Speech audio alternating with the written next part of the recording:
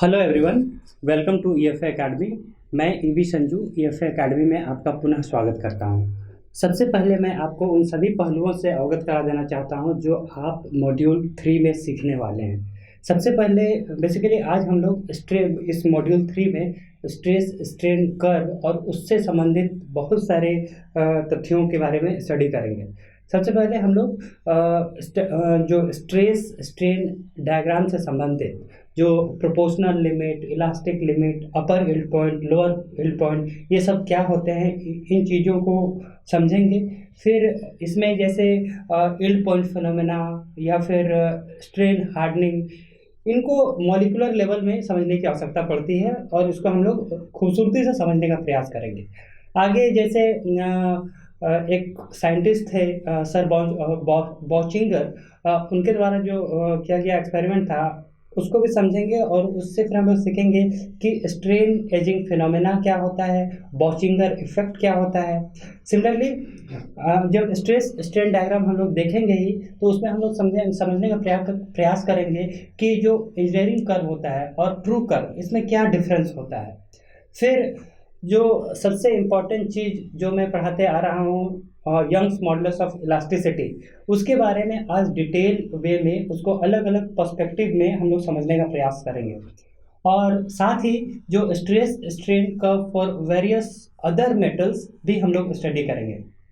और चीज़ें आएंगी जैसे proof stress, modulus of resilience, modulus of toughness, elastic and plastic strain energy, इन चीज़ों का भी हम लोग अध्ययन करेंगे। और लास्टली इस मॉड्यूल के अंत में, जो कि 2-3 लेक्चर के बाद होगा, उसमें हम लोग प्रॉपर्टीज़ ऑफ इंजीनियरिंग मटेरियल्स को समझेंगे ही, साथ में हम लोग टेस्टिंग ऑफ मटेरियल्स को भी हम लोग समझने का प्रयास करेंगे। तो चलिए हम लोग इसको शुरुआत करते हैं। तो जैसा कि आप लोग को पता है कि हम लोग पढ़ते आ रहे हैं कि when a body is subjected to any temperature rise और टेम्परेचर चेंज और subjected to any external loading, it undergoes deformation and the measure of deformation is called strain। मतलब कि अगर बॉडी पे हम कोई लोड अप्लाई करते हैं, लोड अप्लाई करने से इस बॉडी पे जो डिफॉर्मेशन आता है इस बॉडी पर, उस डिफॉर्मेशन को ही हम लोग स्ट्रेन बोलते हैं। और हम लोगों ने समझा है बहुत अच्छे तरीके से कि स्ट्रेन को हम लोग रिप्रेजेंट करते हैं एप्सिलॉन से। फिर जो एक्सटर्नल लोडिंग की वजह से जो इस पे जो डिफॉर्मेशन आता है बॉडी पे, उसको हम लोग न्यूमेरिकली इस तरीके से लिखते हैं डेल्टा एल बाय एल, और इसको हम लोग बोलते हैं जो भी है एक्सियल स्ट्रेन वगैरह, जो कि लोड की वजह से आता है। लेकिन एक चीज़ और है कि जब हम लोग टेम्परेचर चेंज करते हैं बॉडी का, मान लो कि टेम्परेचर हम लोग इंक्रीज करेंगे तो इस बॉडी में एलोंगेशन आएगा, ठीक है। तो वो डिफॉर्मेशन जो आएगा इसको हम लोग बोलेंगे थर्मल स्ट्रेन। और इसके लिए हम लोग एक डेडिकेटेड लेक्चर मॉड्यूल हम लोग देंगे आगे के लेक्चर में, जिसमें हम लोग समझेंगे डिटेल वे में कि थर्मल स्ट्रेसेस क्या होते हैं, थर्मल स्ट्रेन क्या होते हैं, उसके बारे में हम लोग आएंगे बाद में आराम से। तो सबसे पहले तो हम लोग शुरू करेंगे स्ट्रेस स्ट्रेन डायग्राम और इसको समझेंगे।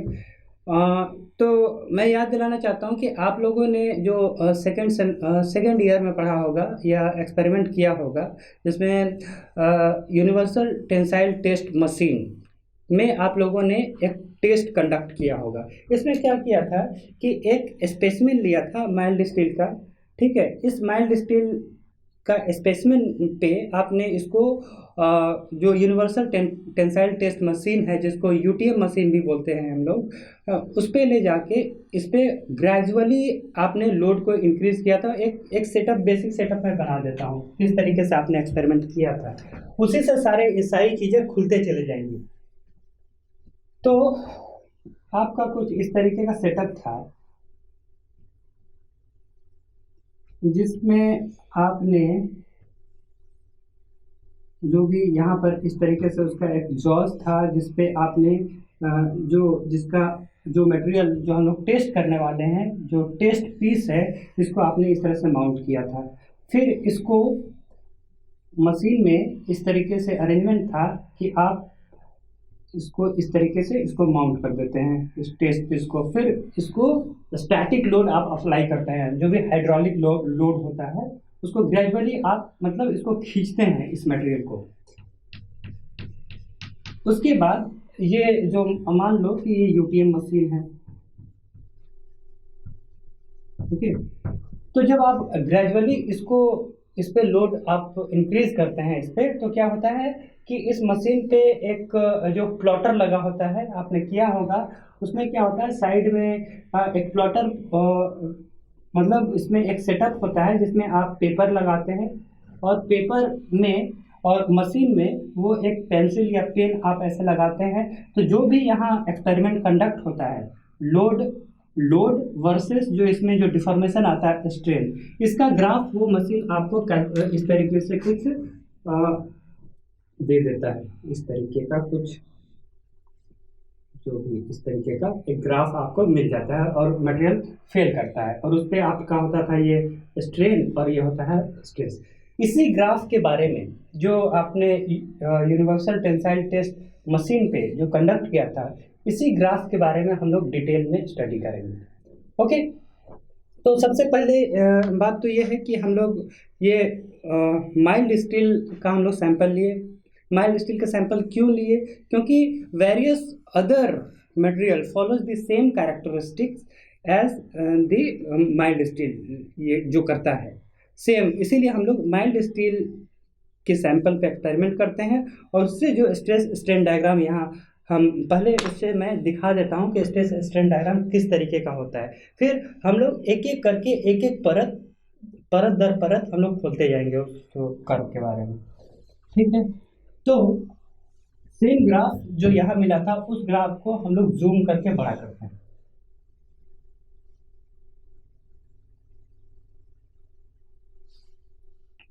जैसा आपको पता है कि ये जो y एक्सिस होता है, ये y एक्सिस होता है आपका स्ट्रेस का, ओके, स्ट्रेस। और जो x एक्सिस होता है ये आपको स्ट्रेन देता है। मान लो ये एप्सिलॉन है, मतलब लोड जो भी आप यहाँ लोड प्रोवाइड कर रहे हैं, हाँ, लोड पर और divided by area that is stress.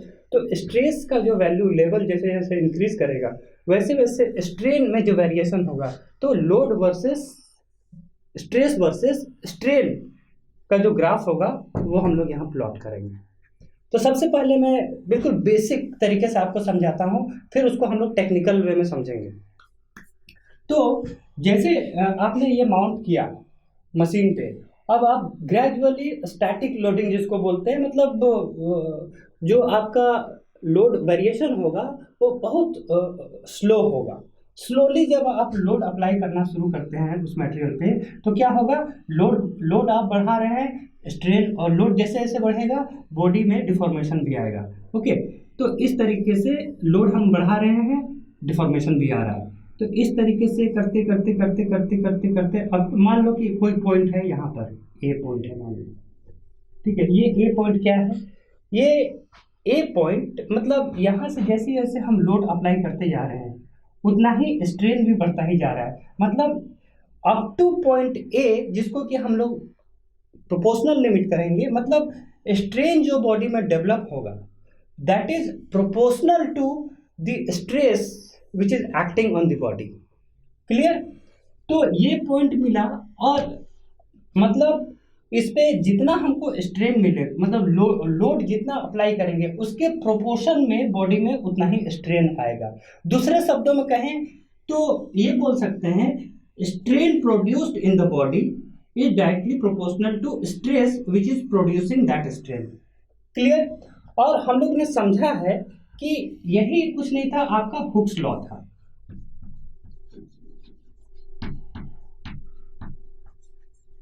Hooke's law, और आप याद करेंगे हुक्स लॉ को हमने डिफाइन भी किया था कि with in a certain limit of stress, strain produced in the element is proportional to the stress which is producing that strain in the body। इस तरीके से हमने हुक्स लॉ को डिफाइन किया था। तो जिस लेवल की हम लोग बात करते थे कि सर्टेन रेंज, यही है आपका सर्टेन रेंज, मतलब अप टू पॉइंट ए, यही है आपका range. Up to point A when load is applied, strain produced in the body is directly proportional to the stress which is producing it. मतलब जो भी आपका एक स्ट्रेट लाइन की माफिक आपको ग्राफ मिलेगा ए तक, ठीक है। तो ए को मैंने बोला, हम दूसरे शब्दों में बोल सकते हैं कि ए क्या हो गया, प्रोपोर्शनल लिमिट, जहां तक लॉ ऑफ प्रोपोर्शनैलिटी आपका वैलिड होगा, ठीक है। प्रोपोर्शनल लिमिट, ठीक है। अब इसके आगे जब हम लोडिंग करेंगे तब क्या होगा, मान लो इस लोड को हम थोड़ा सा और बढ़ाते हैं और बढ़ाते हैं और बढ़ाते हैं, तो क्या होगा, जब लोड को आप ए पॉइंट के बियॉन्ड लोडिंग को आप अप्लाई करेंगे, मान लो इस तरीके से यहां पर, तो क्या होगा, ठीक है। ए तक तो क्या मैंने बताया था कि जैसे आप यहाँ ए तक लोडिंग करने के बाद आप उसको अनलोड करेंगे, लोड को हटा लेंगे, तो बॉडी अपना ओरिजिनल शेप को रिगेन कर लेगा, ठीक है। लेकिन क्या होगा, जब ए से परे हम लोड को अप्लाई करेंगे तो क्या होगा, मान लो कि एक पॉइंट आया, एक लिमिट आया बी का, तो अप टू बी, कहीं तक भी, यहाँ तक यहाँ तक यहाँ तक, लेकिन इस लिमिट के अंदर जहां तक भी आप लोड अप्लाई करेंगे वो बॉडी क्या करेगा, अपना ओरिजिनल शेप को रिगेन करेगा। ए से भी करता था, बी से भी बॉडी रिगेन करेगा। अंतर क्या होगा, बस ए के बाद जो होगा लॉ ऑफ प्रोपोर्शनैलिटी वैलिड नहीं होगा, ठीक है। तो लेकिन बी तक क्या, बी पॉइंट क्या है, बी पॉइंट को मैं लिख देता हूं पहले। बी होता है आपका इलास्टिक पॉइंट, इलास्टिक पॉइंट, ठीक है।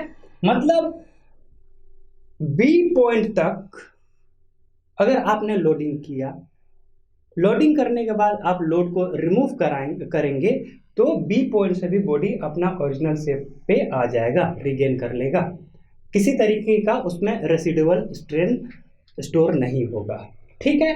But only up to A, O to A जो लॉ ऑफ प्रोपोर्शनैलिटी वैलिड होगा, ए के बाद जो हुक्स लॉ डिसमिस हो जाएगा, मतलब प्रोपोर्शनैलिटी लॉ वैलिड नहीं होगा। अब देख भी सकते हैं कि मैंने जो ड्रॉ किया है 0 टू ए और ओ टू ए मेरा बिल्कुल स्ट्रेट लाइन होगा, और ए से बी वो स्ट्रेट लाइन नहीं होगा, हल्का सा वो कर्व टाइप से होगा, मतलब क्योंकि वो प्रोपोर्शनल नहीं होगा, ठीक है। तो बी पॉइंट मेरा होगा इलास्टिक लिमिट, ठीक है। अब क्या होगा, जब बी के आगे फिर से हम लोडिंग करेंगे तो बी के बाद हमने जैसा बताया कि बी तक क्या होगा, बॉडी अपने ओरिजिनल शेप को रिगेन करेगा। इसका मतलब क्या, दूसरे शब्दों में बी के बाद, बी के परे अगर हम लोडिंग अप्लाई करते हैं तो बॉडी अपने ओरिजिनल शेप को रिगेन नहीं करेगा, कुछ परमानेंट स्ट्रेन उस बॉडी पे स्टोर हो जाएगा, जिसको कि हम लोग बोलेंगे परमानेंट सेट, ठीक है। मतलब इस लिमिट के बाद जो आपका इलास्टिक लिमिट है, इसके बाद जब आप लोडिंग करेंगे तो इस तरीके से स्ट्रेन बढ़ रहा है, आपका एक मैक्सिमम पॉइंट होगा जहां पर जाके क्या होगा, यहाँ पर जैसे इस पॉइंट पर पहुंचेगा, मान लो सी, प्रैक्टिकली ये पॉइंट बिल्कुल इतना नजदीक होगा कि आप देख नहीं पाएंगे, ठीक है। अभी हम लोग यहाँ इस ग्राफ में आप आइडेंटिफाई नहीं कर पाएंगे कौन सा पॉइंट ए है, बी है, सी है, लेकिन इतना तो श्योर है कि sigma C is greater than sigma B and sigma B is greater than sigma A. ये तो परफेक्टली वैलिड होगा हर जगह पे, लेकिन मैं यहाँ पर सिर्फ समझाने के लिए ये दूर दूर बना रहा हूँ, क्लियर है, ओके। तो बी सी पॉइंट, मतलब ये तो क्लियर है ना, बी के बाद जो है बॉडी, मतलब बियॉन्ड इलास्टिक पॉइंट जब आप लोडिंग करेंगे और मान लो यहाँ तक लोडिंग करके आपने छोड़ दिया, body again try to regain its original shape, but चूंकि आपने इलास्टिक पॉइंट के परे आपने लोडिंग किया तो कुछ परमानेंट स्ट्रेन बॉडी में आ जाएगा, क्योंकि वो अपना जो ओरिजिनल शेप को टोटली वो रिगेन नहीं कर पाएगा, ठीक है। और जो वो परमानेंट सेट जो बॉडी पे स्टोर हो जाएगा उसको हम लोग क्या बोलते हैं, परमानेंट सेट ही बोलते हैं। परमानेंट सेट आपको प्रिंट आउट में ये सारी चीज मिल जाएंगे। ठीक है, तो इस तरीके से जैसे आप लोड बढ़ाएंगे स्ट्रेन होता बढ़ता चला जाएगा, लेकिन अचानक से एक पॉइंट आएगा जहां पर क्या होगा, इनफैक्ट ये लोड आपका इस तरीके से ड्रॉप होगा और मटेरियल अब यहाँ पर इस तरीके से ड्रॉप हुआ। अब लोड में किसी तरह का बढ़ोतरी नहीं होगा, लेकिन स्ट्रेन आपको जो इस तरीके से, मतलब एक तरह से इस तरीके से समझो कि मटेरियल आपका बिल्कुल फ्लो करने लगेगा। मतलब without application of any further loading you will get appreciable amount of strain in the body. Clear है? मतलब यहाँ पर इस तरीके से मटेरियल बिल्कुल फ्लो करने लगेगा, जिसको कि हम लोग बोलेंगे क्या, यील्ड पॉइंट डिफॉर्मेशन बोल लो, या यील्ड पॉइंट रन आउट बोल लो, या प्लास्टिक डिफॉर्मेशन बोल लो। ठीक है, तो ये सी जो ड्रॉप होगा उसको सी डैश बोल दो। मतलब इसको थोड़ा सा मैं क्लियरली थोड़ा बड़ा करूं तो आपको समझ में आएगा। ये हुआ सी पॉइंट, जिसको कि अपर यील्ड पॉइंट, फिर ये यहाँ पर ड्रॉप होगा थोड़ा सा एरिया, फिर ये इस तरह का फ्लो होगा। ये हुआ आपका सी डैश। ठीक है, upper yield point, lower yield point. अभी इस पे आएंगे डिटेल में। अभी तो बेसिकली आप समझ जाओ कि स्ट्रेस स्ट्रेन कर्व होता किस तरीके से है। अभी एक एक चीज को खोलना बाकी है। ठीक है, इस तरीके से फ्लो करेगा। C2 मान लो ये D, C2D। ठीक है, जिसको कि मैं लिख देता हूं यहाँ पर, इसको जो C2D रीजन है इसको आप बोल सकते हो प्लास्टिक डिफॉर्मेशन बोल लो, प्लास्टिक डिफॉर्मेशन बोल लो, या यील्ड पॉइंट इलोंगेशन भी बोल सकते हो, या यील्ड पॉइंट रन आउट भी बोल सकते हो, run out, yield point run out. तो ये सारी चीज एक ही चीज है, आपको कंफ्यूज नहीं होना है। ये सारे टर्म के बारे में आपको जानिए। जो यहाँ पर जो material without increasing the load when you get the strain, और ये फिनोमेना क्या है, प्लास्टिक डिफॉर्मेशन। यही हुआ plastic deformation. Yield point elongation इसी को बोल सकते हो, या यील्ड पॉइंट रन आउट बोल सकते हो। ठीक है, अब इसके बाद क्या होगा, जब ये सब चीज़ों को जब मैं मॉलिक्यूलर लेवल में आपको समझाऊंगा तो चीज़ें हमेशा के लिए आपको बैठ जाएगा दिमाग में। जब इसके बाद आप फर्दर लोड को जब बढ़ाएंगे तो क्या होगा, अब अचानक से आपका लोड इस तरीके से बढ़ना शुरू होगा और ये अल्टीमेट पॉइंट पहुंचेगा और फाइनली आके मटेरियल यहाँ पर ब्रेक हो जाएगा। तो मान लो D2, मान लो ये पॉइंट आया E पॉइंट और ये पॉइंट आया F पॉइंट। ठीक है,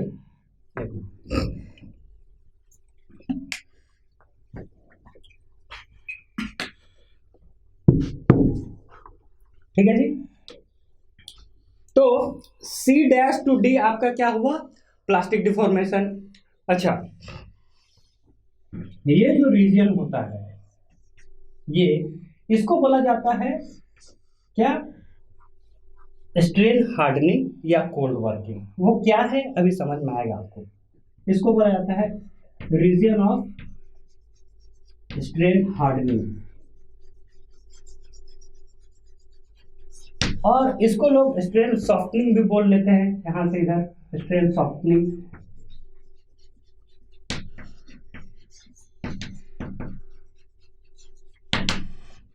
ये हुआ आपका अल्टीमेट पॉइंट, जहां पर जाके जब आप लोड का वैल्यू इस तरीके से C से आप क्या कर रहे हैं, लोड को बढ़ा रहे हैं। एक मिनट, थोड़ा सा मैं इसका शक्ल सही कर दूं।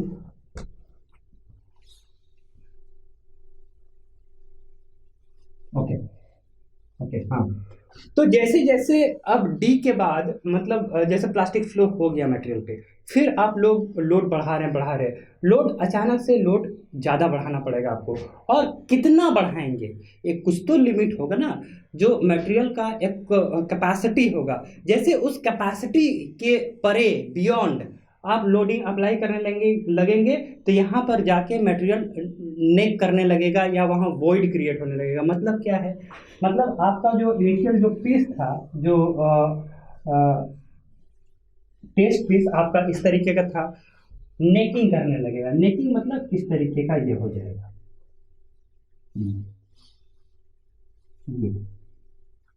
ये इस तरीके से नेकिंग होगा। फिर यहाँ पर क्या होगा, इस तरीके से वॉइड क्रिएट होने लगेगा और अल्टीमेटली जाके एफ पॉइंट पे मटेरियल ब्रेक कर जाएगा। क्लियर? तो एक बार चीज़ों को मैं रिपीट कर देता हूँ, उसके बाद हम लोग को मेन समझना क्या है।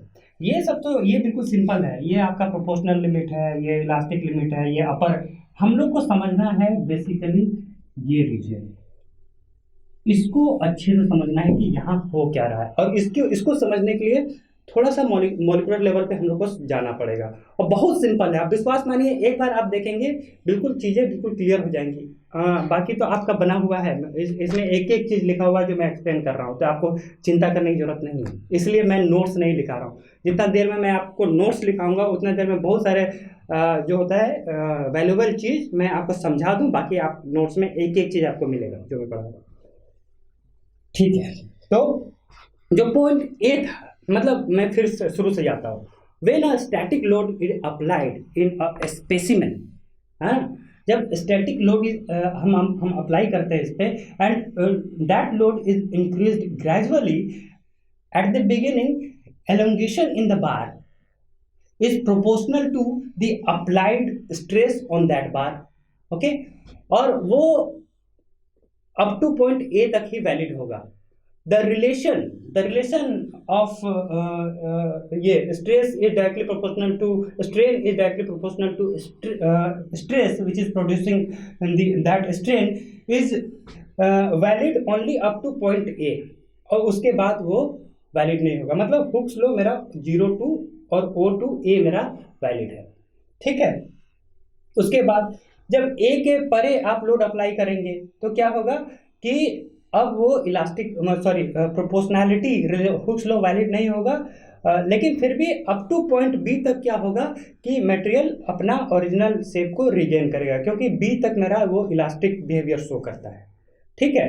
अच्छा, B के बाद जब करते करते अब आगे तक जाएंगे C पॉइंट तक, तो C पॉइंट क्या है, ये इसी को बोलते हैं हम लोग यील्ड पॉइंट, ओके।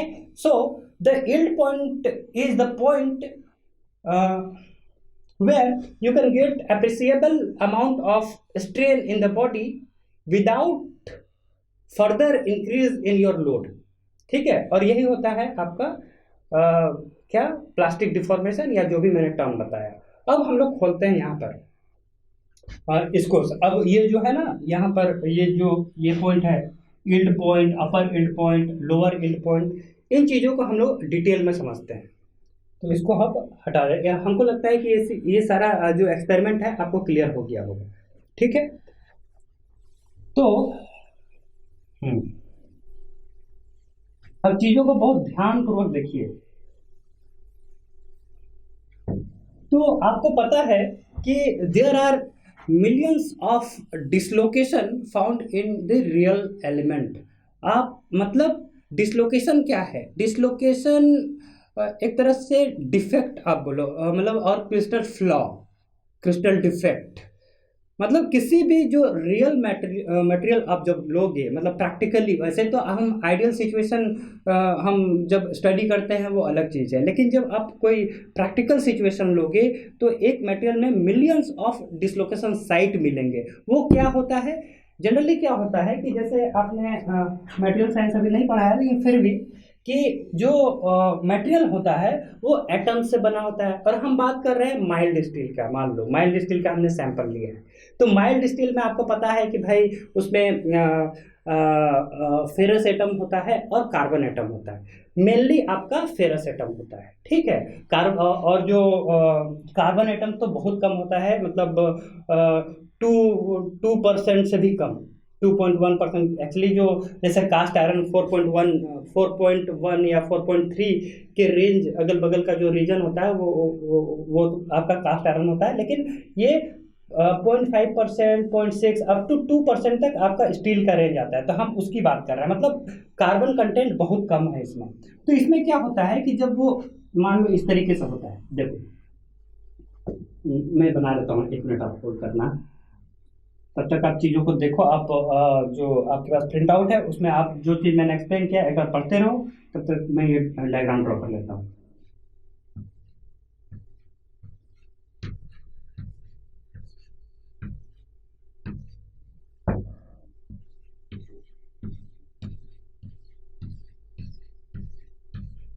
एक बार आप जब ये समझ जाओगे फिर कभी भी आपको, क्योंकि ये क्या होता है जब किसी आप जॉब इंटरव्यू में भी जाते हो तो ये बहुत बेसिक क्वेश्चन होता है जो आपसे पूछा जाता है।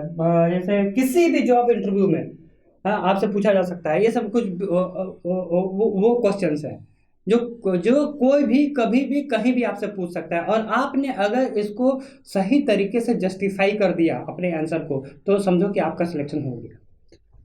लोग थोड़ा सा गड़बड़ कर देते हैं, तो आपको गड़बड़ नहीं होना है। एक बार आप समझ जाओगे तो आप किसी को समझा सकते हो।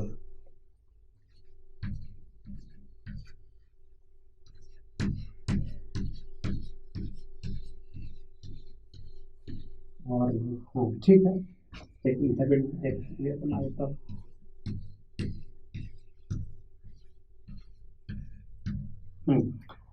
ये फेरस एटम Fe है, मान लो सारे Fe एटम्स है और सारे आपस में इस तरीके से कनेक्टेड हैं, ठीक है। ओके,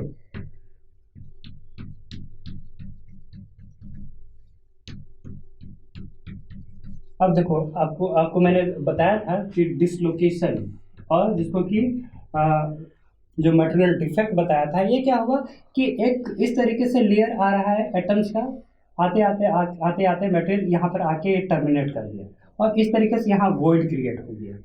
ओके, ये वॉइड क्रिएट हो गया, ये सारे एक दूसरे से कनेक्टेड हैं।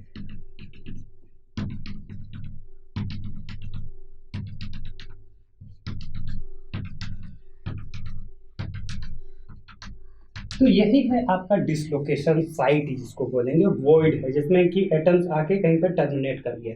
जब मटेरियल साइंस में आप पढ़ोगे तो इसको अलग तरीके से हम लोग पढ़ते हैं, जो एज डिसलोकेशन, स्क्रू डिसलोकेशन का कॉन्सेप्ट यहीं से निकलता है। ठीक है, फिलहाल तो आप समझो कि ये जो मटेरियल एक प्लेन आ रहा था मटेरियल का, आते आते यहाँ आके टर्मिनेट हो गया और यहाँ पर आके इस तरह से वॉइड क्रिएट हो गया। क्लियर है? अब क्या होता है कि ये वॉइड है, अच्छा ये डिफॉर्मेशन और ये जो प्लास्टिक फ्लो ये जो हो रहा है मटेरियल में, इस तरह का जो फेल कर रहा है या फिर आप बोलो कि प्लास्टिकली डिफॉर्म कर रहा है, इसका मतलब क्या है? इसका मतलब ये है कि जब आप इस पे लोड अप्लाई करते हो, मान लो आपने उस मटेरियल पे F लोड अप्लाई किया, तो जैसे आप लोड अप्लाई करोगे, मान लो इधर से आप लोड अप्लाई करोगे, तो ये जो डिसलोकेशन है, ये वॉइड धीरे धीरे जो अपना पोजीशन अभी यहाँ पर है, ये मटेरियल क्या करेगा, ये शिफ्ट होके जो जो एटॉमिक प्लेन है वो शिफ्ट करेगा और इसी तरीके से ये लोकेशन आके इधर बढ़ेगा बढ़ेगा बढ़ेगा बढ़ेगा बढ़ेगा। क्लियर है? तो जैसे जैसे ये मूव करेगा, मूव करते करते जैसे अपना जो फिजिकल बाउंड्री है उसके बाहर आ जाता है ये वॉइड जो डिसलोकेशन, तो हम लोग बोलते हैं कि मटेरियल फेल कर गया। अब अगर कोई ऐसा तरीका हो जिस तरीका से ये जो डिसलोकेशन का मूवमेंट है इसको हम हिंड्रेंस प्रोवाइड कर दे या ऑब्स्टेकल प्रोवाइड कर दे जो इस डिसलोकेशन के मूवमेंट को रोक दे, तो इससे ये होगा कि हम लोग ज़्यादा से ज़्यादा लोड अप्लाई कर रहे हैं, ये डिसलोकेशन मूव ही नहीं कर रहा है, तो लोड हम लोग को बहुत ज़्यादा अप्लाई करना पड़ेगा। क्लियर है? अब देखो जो हम लोग माइल्ड स्टील का जो केस जो मटेरियल लिए हैं, इसमें जो कार्बन कंटेंट बहुत कम होता है। अब क्या होता है, जो डिसलोकेशन साइट होता है, जो वॉइड इसको बोल रहे हैं, यहाँ पर आपको स्पेस ज़्यादा मिलता है। ठीक है, जनरली जो कार्बन एटम्स होते हैं, कार्बन एटम्स, नाइट्रोजन एटम्स भी हो सकते हैं बहुत कम मात्रा में, तो कार्बन जो हुआ आके इसी डिसलोकेशन साइट पे आके डिफ्यूज करने लगता है, जहां से भी साइड से आया इसी साइड पे डिफ्यूज करने लगेगा। ठीक है, यहाँ इस तरीके से जो कार्बन आके इस साइड पे जो वॉइड साइट है यहाँ पर ये आके डिफ्यूज करेगा अब क्या करेगा, यहाँ के डिफ्यूज करेगा। इसका मतलब क्या, ये कार्बन आके जो आजू बाजू में जो आपका फेरस एटम्स है इससे एक बॉन्ड बना लेगा, इस तरीके से बॉन्ड बना लेगा। ओके, तो इस जो यहाँ पर जो इस तरीके का जो स्ट्रेन फील्ड जो डेवलप हो रहा है, इसी को टेक्निकल भाषा में हम लोग बोल लेते हैं Cottrell atmosphere. Okay, COTT, Cottrell atmosphere.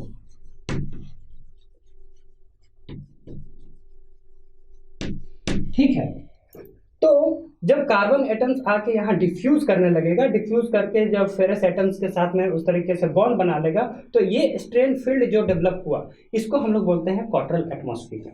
Clear है? अब देखो सारी चीज क्लियर होती चली जाएंगी। वहां पर मैंने जैसा बताया कि मटेरियल को प्लास्टिकली डिफॉर्म होने के लिए या फेल होने के लिए डिसलोकेशन को आगे मूव करना पड़ेगा। ठीक है, लेकिन अब क्या हो रहा है कि अगर हम यहाँ से लोड अप्लाई कर रहे हैं, यहाँ से जैसे लोड अप्लाई करेंगे ये डिसलोकेशन मूव करना चाहेगा आगे।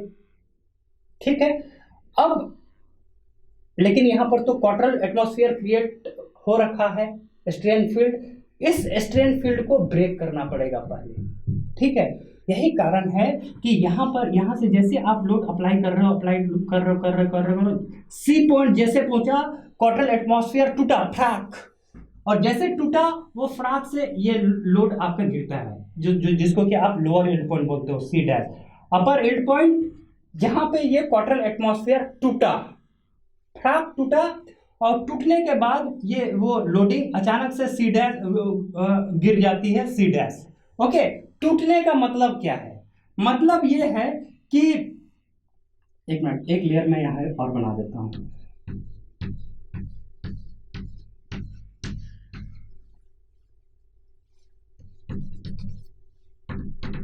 हाँ, मैंने ये बोला कि क्वार्टरल एटमॉस्फेयर टूट गया मतलब जो स्ट्रेन फील्ड जो क्रिएट हुआ था वो टूट गया। तो अब क्या होगा, आप यहाँ लोड अप्लाई कर रहे हो, जो कार्बन जो यहाँ आपने यहाँ जो डिफ्यूज करके रखा है, जो क्वार्टरल एटमॉस्फेयर क्रिएट हो रखा है, ये कार्बन यही छूट जाएगा और जो वॉइड है ये आगे खिसक के यहाँ आ जाएगा। क्लियर? अब देखिए जरा। ओके,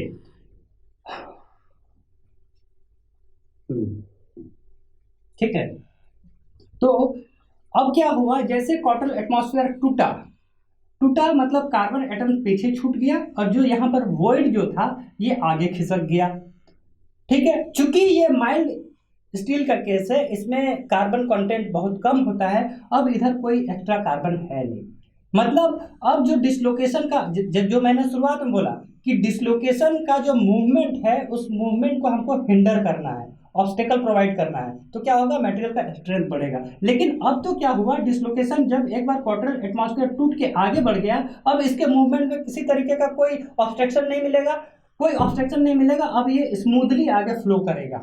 ये देखो स्मूथली फ्लो कर रहा है, जिसको कि स्लिपिंग ऑफ कार्बन एटम्स भी बोला जाता है। स्लिपिंग ऑफ एटम्स यहाँ पर स्लिप करता है, इसीलिए आपको किसी तरह का कोई लोड बढ़ाने की आवश्यकता नहीं होती है, क्योंकि सेम लोड पे वो फ्लो करता है। इनफैक्ट लोड तो आपका डिक्रीज हो रहा है, C डैश पे आ जा रहा है, तो ये आपको ध्यान देना है। ठीक है, हाँ, तो अब ये डिसलोकेशन मूव करना शुरू हो गया आपका। ठीक है, अच्छा, अब मान लो जैसे जो मेटल होता है मोल्टेन मेटल, जब आप मोल्टेन मेटल को आप लोगे और उसको सॉलिडिफाई करोगे, उसको जो हीट ट्रीटमेंट के समय क्या करते हैं, मोल्टेन मेटल आया, उसको हम लोग एयर के प्रेजेंस में या जो भी आपका हीट ट्रीटमेंट का मेथड होगा उससे आप सॉलिडिफाई करना शुरू करते हैं, तो मोल्टेन मेटल वो सॉलिड के फॉर्म में कन्वर्ट होना शुरू करेगा। तो ऐसा तो नहीं है ना कि एक ही बार में पूरा सॉलिड बन जाएगा, नहीं होगा। क्या होगा, अलग अलग पॉइंट पे इस तरह से जो न्यूक्लियस बनना, न्यूक्लिएट करना स्टार्ट करेगा, इस तरीके से अलग अलग पॉइंट से इस तरह से न्यूक्लिएशन स्टार्ट होगा, सॉलिड बनना शुरू करेगा। मान लो यहाँ से जो न्यूक्लिएट करना शुरू किया, तो ये बढ़ता चला जाएगा और अपने टाइप का जिस तरीके का यहाँ एक बार जो बनना शुरू हुआ, मतलब उसका ओरिएंटेशन जिस तरीके से हुआ उस तरह, मतलब ग्रेन टाइप, जिस तरह का ग्रेन टाइप एक बना उसी तरीके का ग्रेन टाइप ये बढ़ता चला जाएगा। उसी तरीके से मान लो यहाँ पर जो है यहाँ पर इस तरीके से बढ़ना शुरू हुआ, यहाँ से बढ़ना शुरू किया, तो इस तरीके से जैसे जैसे ये बढ़ता चला जाएगा और इधर से ये बढ़ा चला गया, तो इस तरीके से आपका एक बाउंड्री मिलेगा, ठीक है। और इस तरीके से पूरा मटेरियल में आपको इस तरीके से, जिसको कि ओरिएंटेशन मिसमैच भी बोलते हैं, तो इस तरीके से आपको मिलेगा, जिसको कि ग्रेन बाउंड्री बोलते हैं, ठीक है। अब क्या होता है, जो डिसलोकेशन है, डिसलोकेशन जैसे जैसे मूव करेगा, डिसलोकेशन मूव करते करते करते ये सारे डिसलोकेशन आके ग्रेन बाउंड्री पे आके जमा होने शुरू कर जाते हैं, ठीक है। जो ग्रेन बाउंड्री पे आके डिसलोकेशन जमा होने लगता है, और जिसको कि हम लोग बोलते हैं क्या, डिसलोकेशन फॉरेस्ट।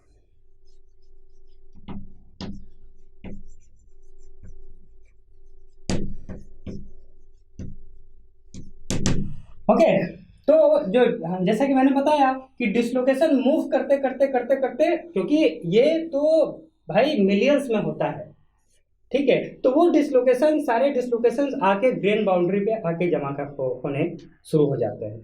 अब क्या होता है कि dislocation dislocation dislocation dislocation repulsive in nature, dislocation एक डिसलोकेशन दूसरे डिसलोकेशन को रिपेल करता है, हाँ, वो रिपल्सिव इन नेचर होता है। As a result of that they क्या करते हैं, वो एक बैक स्ट्रेस डेवलप कर देते हैं, मतलब कि ये डिसलोकेशन जहां जमा हुआ वहां पर एक बैक स्ट्रेस आपको मिलना शुरू हो जाता है। किसके अगेंस्ट, आप जो लोड अप्लाई कर रहे हैं, एक्सटर्नल लोड, इसके अगेंस्ट ये मटेरियल ऑटोमेटिकली एक बैक स्ट्रेस डेवलप कर देता है। अब डिसलोकेशन को मूव करने के लिए ये बैक स्ट्रेस के अगेंस्ट आपको फोर्स अप्लाई करना पड़ता है, ठीक है। तो इसीलिए आपका देखो ये फोर्स फोर्स फोर्स फोर्स बढ़ रहा है, ये मतलब अगेंस्ट जो आपको वो बैक स्ट्रेस आप काम कर रहे हैं, इसलिए ये बढ़ता चला गया, बढ़ता चला गया, बढ़ता चला गया, बढ़ता चला गया, बढ़ता चला गया।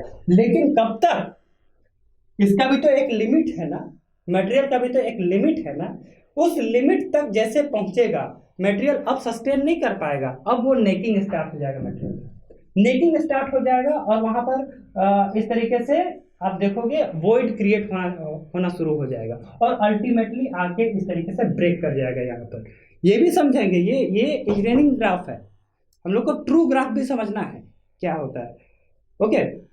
तो यहाँ आके इस तरीके से मटेरियल ब्रेक कर जाएगा, तो ये इसी तरीके से ये सारा फिनोमेना होता है। अच्छा, हाँ, मैं एक बार और ये कर दूं क्या, इसको जरूरत नहीं है, ठीक है, ठीक है। अब आगे चलते हैं, चीज़ों को ले चलते हैं, ठीक है। हमको लगता है अब देखिए इस पे सारा चीज़ आप जो मटेरियल में लाइन बाय लाइन ये सब लिखा हुआ है, इस, हाँ, एक चीज़ और आप समझ सकते हैं कि क्या समझाऊं, हाँ,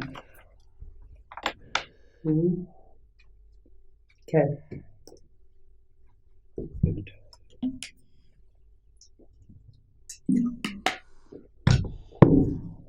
तो अब इसको मिटाते हैं, चीज़ों को और आगे ले चलते हैं। आपको क्लियर हो गया होगा, ये हुआ प्रोपोर्शनल लिमिट, इलास्टिक लिमिट, सी हुआ अपर यील्ड पॉइंट, जहाँ पे आपका कॉटन एटमॉस्फेयर टूटा था, टूटने के बाद वो जो स्ट्रेस का वैल्यू जो रिड्यूस हुआ, C dash lower yield point, ये प्लास्टिक फ्लो हुआ सी टू डी, और डी टू ई जो हुआ आपका वो हुआ जिसको कि हम लोग स्ट्रेन हार्डनिंग बोलते हैं या कोल्ड वर्किंग बोलते हैं। When you have to work against the back stress which is developed inside the body, ठीक है।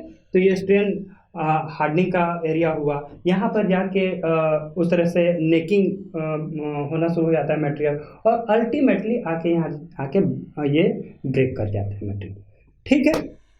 अच्छा, तो इसको मैं मिटा दूँ और इसमें कुछ कुछ चीज़ें आपको दिखाऊँ, तो ये सब आपको ध्यान देना है। और जब इंटरव्यू में जब ये सब टेक्निकल चीज़ें आप जब बोलोगे तो जो इंटरव्यूअर होगा वो मुझे लगता है खुश हो जाएगा। कॉटल एटमॉस्फेयर, डिसलोकेशन फॉरेस्ट, क्योंकि जो बच्चे जाते हैं सिंपली आपका मतलब सिंपली ये डायग्राम ड्रॉ नहीं करना है, आपको एक एक पॉइंट आपको समझ में आनी चाहिए, ठीक है। ओके, अब देखो, एक सर्जन थे सर बॉस्चिंगर, उन्होंने एक एक्सपेरिमेंट किया, वो एक्सपेरिमेंट मैं समझाता हूँ। सेम यही ग्राफ है, इसी पे उसने क्या किया, ये 19th सेंचुरी की बात है, अराउंड मैंने लिखा होगा डेट, वो 1887 का बात है। 19th सेंचुरी, वो जो साइंटिस्ट थे वो थे सर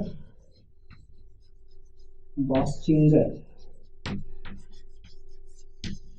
ठीक है। इन्होंने 1887 पे क्या एक्सपेरिमेंट किया, इन्होंने ये एक्सपेरिमेंट किया कि मटेरियल को क्या किया, लोड करना शुरू किया। मटेरियल को लोड करते करते करते करते करते सी पॉइंट पे ले गया। सी पॉइंट क्या था, अपर इल्ड पॉइंट, मतलब यहाँ पर क्वार्टर एटमॉस्फेयर को उसने तोड़ दिया, मतलब मटेरियल पे इल्ड पॉइंट फिनोमेना को उसने स्टार्ट कर दिया। अब क्या किया बॉस, अब मूड नहीं करेगा एक्सपेरिमेंट आगे करने का, वो बैठ गया, छोड़ दिया, ठीक है, छोड़ दिया। अब क्या किया, कुछ समय छोड़ दिया, फिर से क्या किया कि जब उसने इल्ड पॉइंट फिनोमेना उस जिस मटेरियल पे हो गया था उस मटेरियल को फिर से उसने लोड करना शुरू किया।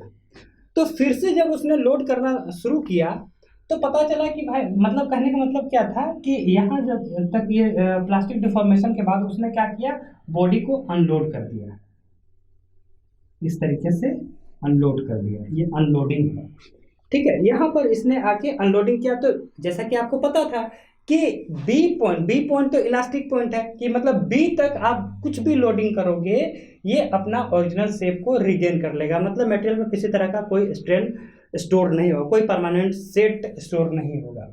लेकिन उसने क्या किया कि उसने तो सी तक, मतलब इल्ड पॉइंट फेनोमेना जब अपीयर हुआ, जब प्लास्टिक डिफॉर्मेशन हुआ, उसके बाद उसने क्या किया, बॉडी को अनलोड किया।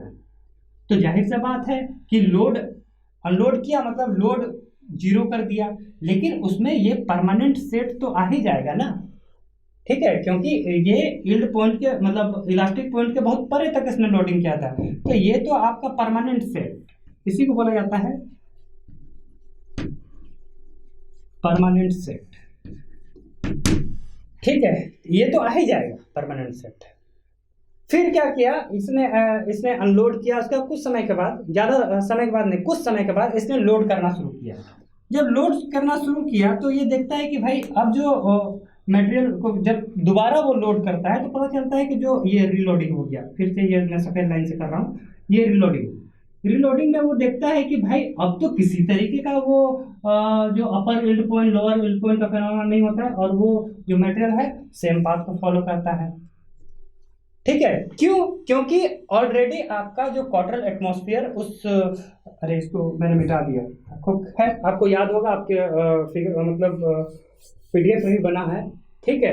तो जैसे इसको मूव करना शुरू किया, चूंकि वो कार्बन एटम जो पीछे छूट गया, जो क्वार्टरल एटमॉस्फेयर जो पीछे छूट गया, क्योंकि उसको तो डिफ्यूज करने में समय लगेगा ना, आगे बढ़ने में, वॉइड अभी तो वॉइड ही है, तो कोई वहां पर उसको ऑब्स्ट्रक्शन नहीं मिलता है, और इसकी वजह से क्या होता है, ये स्मूथली यहाँ से गया, ठीक है, यहाँ पर आने के बाद फिर उसको स्ट्रेन हार्डनिंग होना शुरू हुआ, और अल्टीमेटली जो अल्टीमेट पॉइंट पर पहुंचा और जाके मटेरियल ब्रेक कर गया, ठीक है, यहाँ तक तो कोई प्रॉब्लम नहीं था। अब क्या किया, एक दूसरा तरीके का एक्सपेरिमेंट उसने किया। उसने ये किया कि पहले जो यील्ड पॉइंट फिनोमेना के बाद उसने अनलोड कर दिया मटेरियल को ऐसे, ठीक है, कोई बात नहीं, लेकिन जो दूसरा एक्सपेरिमेंट जब वो किया ना, तो वो समझो कि फ्यू मंथ्स के बाद किया, बहुत समय के बाद किया वो, तो बहुत समय के बाद किया तो क्या पता चलता है कि अब उसको जो ग्राफ मिल रहा है वो कुछ इस तरीके से मिलने लगा। यहाँ से जो इस रीलोडिंग किया इसको, तो फिर से ये ऐसे गया ग्राफ, ऐसे गया, ऐसे गया,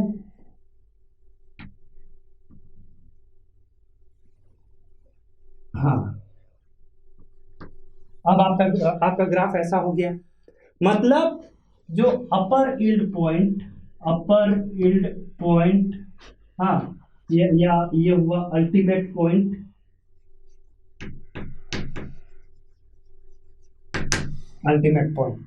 तो मतलब कुछ महीना के बाद आके जब वो एक्सपेरिमेंट करता है तो देखता है कि भाई upper yield point lower yield point ये फिनोमेना फिर से रीअपीयर हो गया मटेरियल में। तो इस तरह का जो बिहेवियरल जो चेंज होता है मटेरियल में जो हुआ, इसी को बोला जाता है स्ट्रेन एजिंग फिनोमेना। क्लियर है? मतलब स्ट्रेन एजिंग फिनोमेना क्या है? जब आप किसी बॉडी को लोड करते हैं अप टू यील्ड पॉइंट, मतलब यील्डिंग आप पे लाते हैं मटेरियल को, और उसको आप अनलोड करते हैं, कुछ समय के लिए छोड़ देते हैं, कुछ समय के लिए मतलब फ्यू मंथ्स के लिए आप छोड़ देते हैं, उसके बाद जब से आप अगेन रीलोड करते हैं तो yield point phenomena, upper yield point, वो upper yield point, lower yield point, इस तरह का फिनोमेना फिर से रीअपियर हो जाता है मटेरियल पे। यही है आपका स्ट्रेन एजिंग फिनोमेना। वो क्यों होता है? आप जरा सोचिए क्यों होता है। वो इसलिए होता है, जैसा कि मैंने आपको बताया था यहाँ पर, कि जो क्वार्टरल एटमॉस्फेयर जो यहाँ पीछे रह गया था, जो कार्बन है ना, और डिसलोकेशन साइट आगे मूव किया था, जो वॉइड साइट, जब उतना समय जब उसको मिलता है 1 महीना 2 महीना, तो जो ये कार्बन एटम्स अगेन उस पॉइंट पे जाके डिफ्यूज करना स्टार्ट कर देता है चारों तरफ से, और जब वो फिर से डिफ्यूज करता है और यहाँ फिर से आपका क्वार्टरल एटमॉस्फेयर क्रिएट हो जाता है। अगेन जब क्वार्टरल एटमॉस्फेयर क्रिएट हो गया, अगेन उसको फिर तोड़ने के लिए आपको फोर्स लगेगा, तो इसीलिए आपका अपर यील्ड पॉइंट फिनोमेना फिर से रीअपियर हो जाता है। क्लियर है? तो अगर आपसे कोई ये पूछ दे कि इसका इफेक्ट क्या होगा, जो स्ट्रेन एजिंग जो होता है, स्ट्रेन एजिंग फिनोमेना की वजह से मटेरियल में क्या इफेक्ट होगा, तो आप क्लियरली यही समझा सकते हो। ड्यू टू स्ट्रेन एजिंग,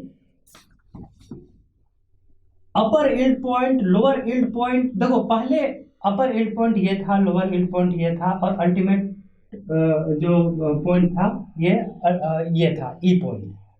अब देखो due to strain ageing phenomena आपका अपर यील्ड पॉइंट का वैल्यू कितना इंक्रीज कर गया, अल्टीमेट पॉइंट का वैल्यू कितना इंक्रीज कर गया।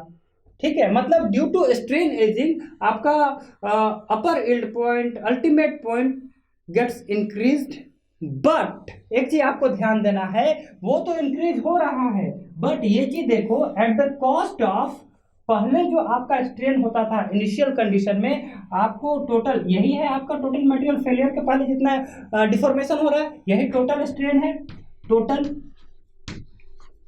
लेकिन due to strain ageing phenomena ये देखो आपका टोटल जो स्ट्रेन है ये रिड्यूस हो गया भाई। ये मतलब आप बोल सकते हैं कि due to strain ageing phenomena yield point, upper yield point, ultimate point gets increased at the cost of decrease in the value of strain in the material. Clear है? तो ये हो गया। हाँ, तो इसी को बोला जाता है। अच्छा, आपको आप जब इंडस्ट्री में जाओगे, तो इंडस्ट्री में जाओगे, मान लो किसी मैन्युफैक्चरिंग सेक्टर में आप गए, और मान लो कोई चीज़ मैन्युफैक्चर करना है आपको, कोई प्रोडक्ट आप बनाते हो, तो आपको उसके लिए चाहिए होगा मटेरियल।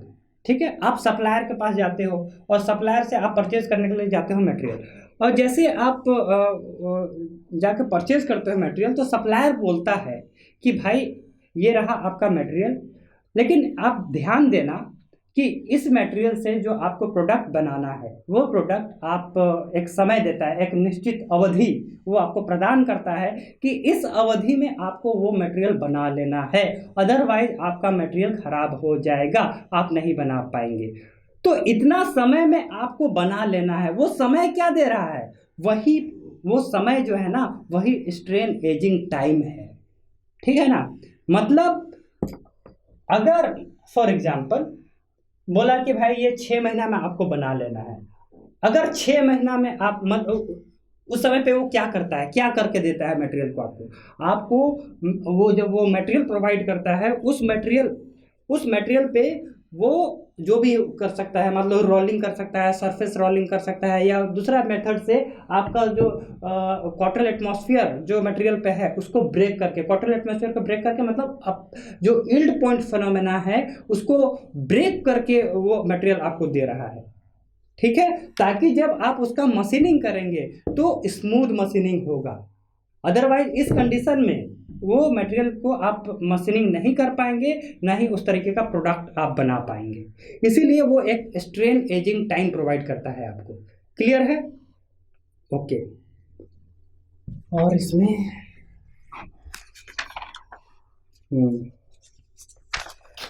ठीक है। तो अब चीज़ों को थोड़ा सा आगे लेके चलते हैं। तो ये आप लोग समझ गए होंगे कि ये स्ट्रेन एजिंग फिनोमेना क्या होता है।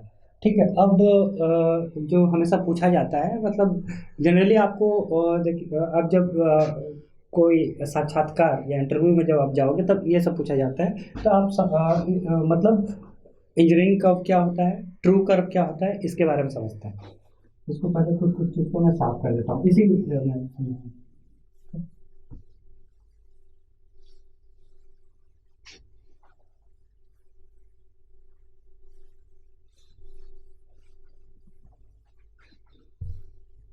ओके। तो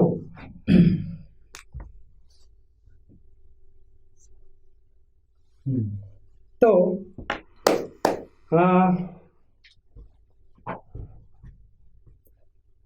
जो स्पेसिमेन जो आप लेते हो ये टेस्ट करने के लिए, जो यूनिवर्सल टेंसाइल टेस्ट मशीन में टेस्ट करने के लिए, आप ये बोल सकते हो ना कि सर ये तो अलग अलग डायमीटर या अलग अलग, अगर मान लो कि मटेरियल का डायमीटर मान लो D1 ले लें, मटेरियल का डायमीटर D2 ले लें, D3 ले लें, तो अलग अलग डायमीटर के लिए और अलग अलग लेंथ का स्पेसिमेन के लिए आपका डेटा तो सिमिलर नहीं होगा, मतलब वो स्टैंडर्ड डेटा तो नहीं होगा।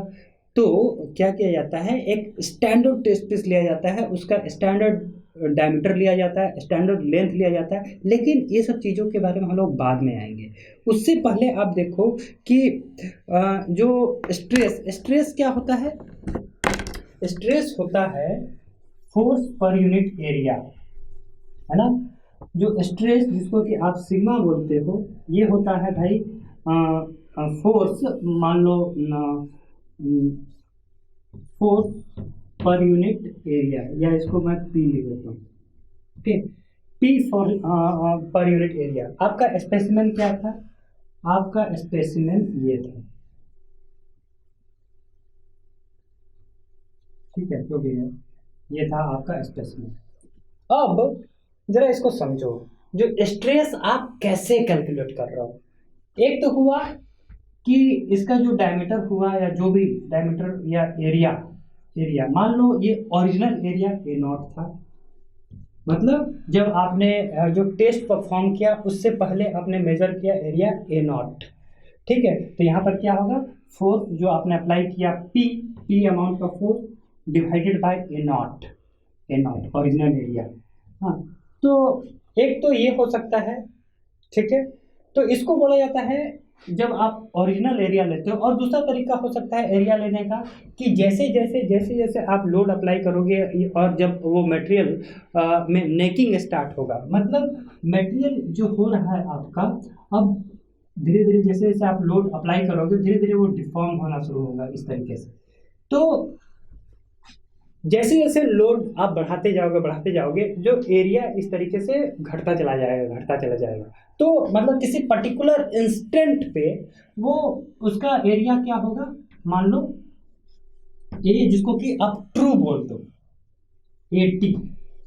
तो आप कौन सा एरिया ले रहे हो, आप ओरिजिनल एरिया ले रहे हो कि ट्रू एरिया ले रहे हो, ठीक है।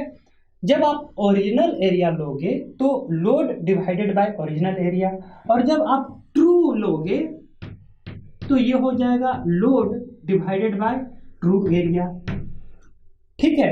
तो जब load divided by original area, ये आपका जो ग्राफ मिलेगा इससे, ये हुआ आपका engineering graph.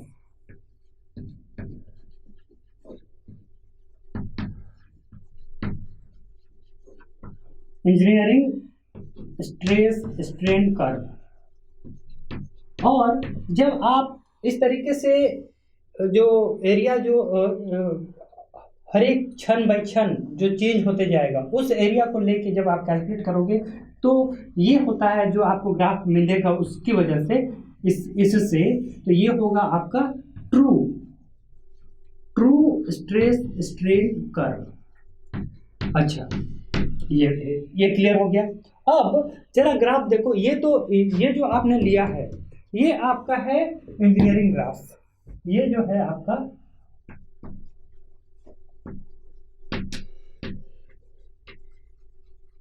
engineering curve which is based on the original area of the specimen. दूसरा क्या होता है? True curve. ट्रू कर्व मैं समझाता हूं ये डिफरेंस क्यों होता है. मैं पहले ड्रॉ कर देता हूं. ट्रू कर्व कुछ इस तरीके से आएगा, कुछ इस तरीके से.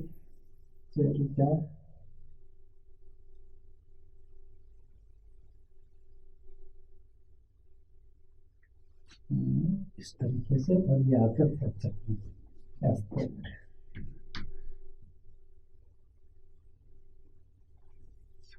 ओके.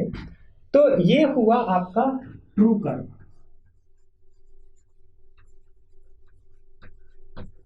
आपको क्या क्या ध्यान देना है? ये true curve it is based on the actual area of the specimen. Actual area जो मतलब ड्यूरिंग द टेस्ट जो आप परफॉर्म कर रहे हो टेस्ट, उस टेस्ट के परफॉर्मेंस में जो एरिया डिक्रीज करता चला जाएगा, ट्रू एरिया, वो अलग अलग पॉइंट पे जब आप स्ट्रेस कैलकुलेट करते जाओगे तो आपको मिलेगा ये कर्व, जिसको कि हम लोग बोलते हैं ट्रू कर्व. और जब ओरिजिनल एरिया को कंसिडर करके आप लोगे तो ये होगा इंजीनियरिंग कर्व. अच्छा, दोनों में डिफरेंस क्या क्या हो सकता है? एक तो ये कि जो इंजीनियरिंग कर्व है, इंजीनियरिंग कर्व का स्लोप जो होगा वो नेगेटिव स्लोप होगा. ये नेगेटिव स्लोप होगा और अल्टीमेटली यहाँ पर आके वो स्लोप 0 होगा. बट जो ट्रू कर्व होगा उसका स्लोप हमेशा पॉजिटिव होगा. ये आपको ध्यान देना है. अच्छा, एक चीज और देखो, जनरली मैंने ये बताया था कि ई पॉइंट पे क्या होता है, ये अल्टीमेट पॉइंट हुआ. अल्टीमेट पॉइंट पे आके मटेरियल नेक करना स्टार्ट करता है. मटेरियल में नेकिंग होता है, ये फिनोमेना होता है. हाँ, नेकिंग फिनोमेना ये मेनली स्टार्ट होता है ई से. यही कारण है कि मेन जो एरिया का मतलब अभी तो देखो नेकिंग के पहले आपका ट्रू एरिया और ओरिजिनल एरिया मोटा मोटी आपका सेम होगा. इसीलिए ये कर्व इधर तो बिल्कुल आपको सेम ही मिलेगा, क्योंकि अभी उस तरीके से एरिया में कोई डिफरेंस नहीं आएगा. मेन जो डिफरेंस प्रोमिनेंट होगा जो आपको दिखाई देगा वो यहाँ होगा अल्टीमेट पॉइंट पे. क्यों? क्योंकि अल्टीमेट पॉइंट पे आपका नेकिंग स्टार्ट हो चुका है और नेकिंग की वजह से जो ट्रू एरिया और ओरिजिनल एरिया दोनों में डिफरेंस ज़्यादा होगा. इसीलिए जो मेन प्रोमिनेंट डिफरेंस आपको नजर आएगा अल्टीमेट पॉइंट पे ही होगा. क्लियर है जी? ओके, ये तो हो गया ये. अच्छा, यहाँ पर एक दो चीज़ और कैलकुलेट करके मैं दिखा देता हूँ. ये क्लियर हो गया ट्रू कर्व इंजीनियरिंग कर्व में क्या डिफरेंस होता है, ये आपको क्लियर हो गया. ओके, अब देखो, अब अच्छा, जो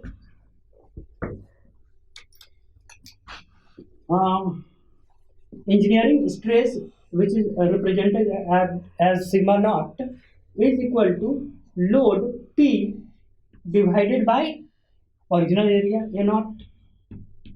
ओके, और ट्रू स्ट्रेस ये हुआ आपका इंजीनियरिंग स्ट्रेस.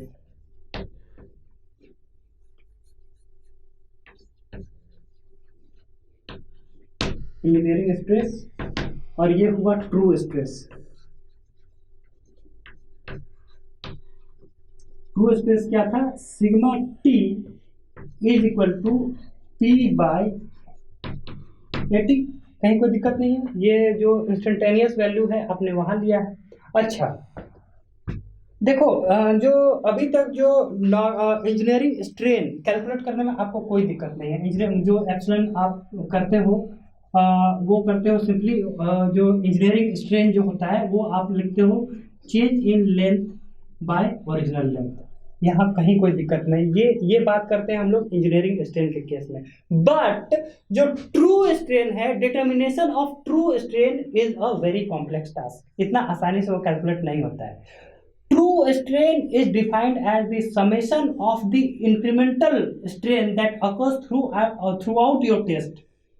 मतलब इंक्रीमेंटल चेंज जो बॉडी पे आता है उसको कैलकुलेट कैसे करते हैं? जब ट्रू स्ट्रेन को आप कैलकुलेट करते हैं ईटी, उसके लिए आपका फॉर्मूला होता है वो ओरिजिनल लेंथ मान लो L0 to L divided by DL by L. तो इस तरीके से आप कैलकुलेट कर सकते हैं।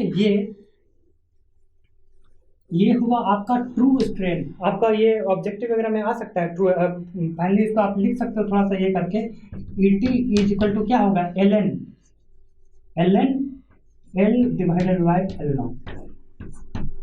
सही है जी। तो ये ट्रू स्ट्रेन इस तरीके से कैलकुलेट होगा, इंजीनियरिंग स्ट्रेन इस तरीके से कैलकुलेट होगा। ये आपको बिल्कुल ध्यान देना है।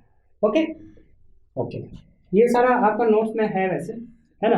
अब मैं दूसरा चीज कैलकुलेट कर रहा था। अब क्या होता है, जब इस तरह का जो मटेरियल बिहेवियर होता है up to ultimate point volume of the material is considered constant. मतलब आप लिखो up to ultimate point,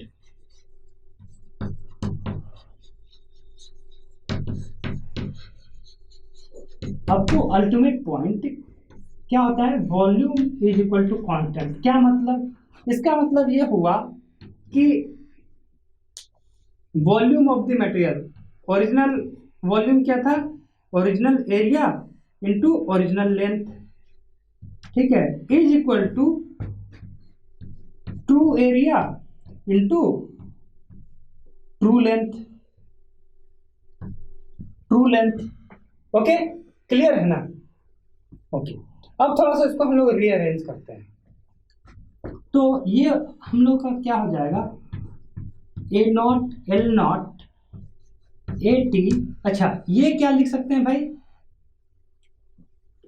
length true मतलब ओरिजिनल लेंथ से लेंथ इंक्रीज ही होगा। ट्रू लेंथ मतलब L0 original length plus something, मतलब L0 प्लस डेल्टा L।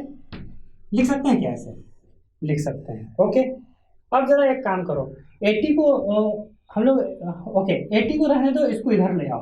तो क्या होगा, 80 is equal to A0 L0 divided by L0 plus delta L।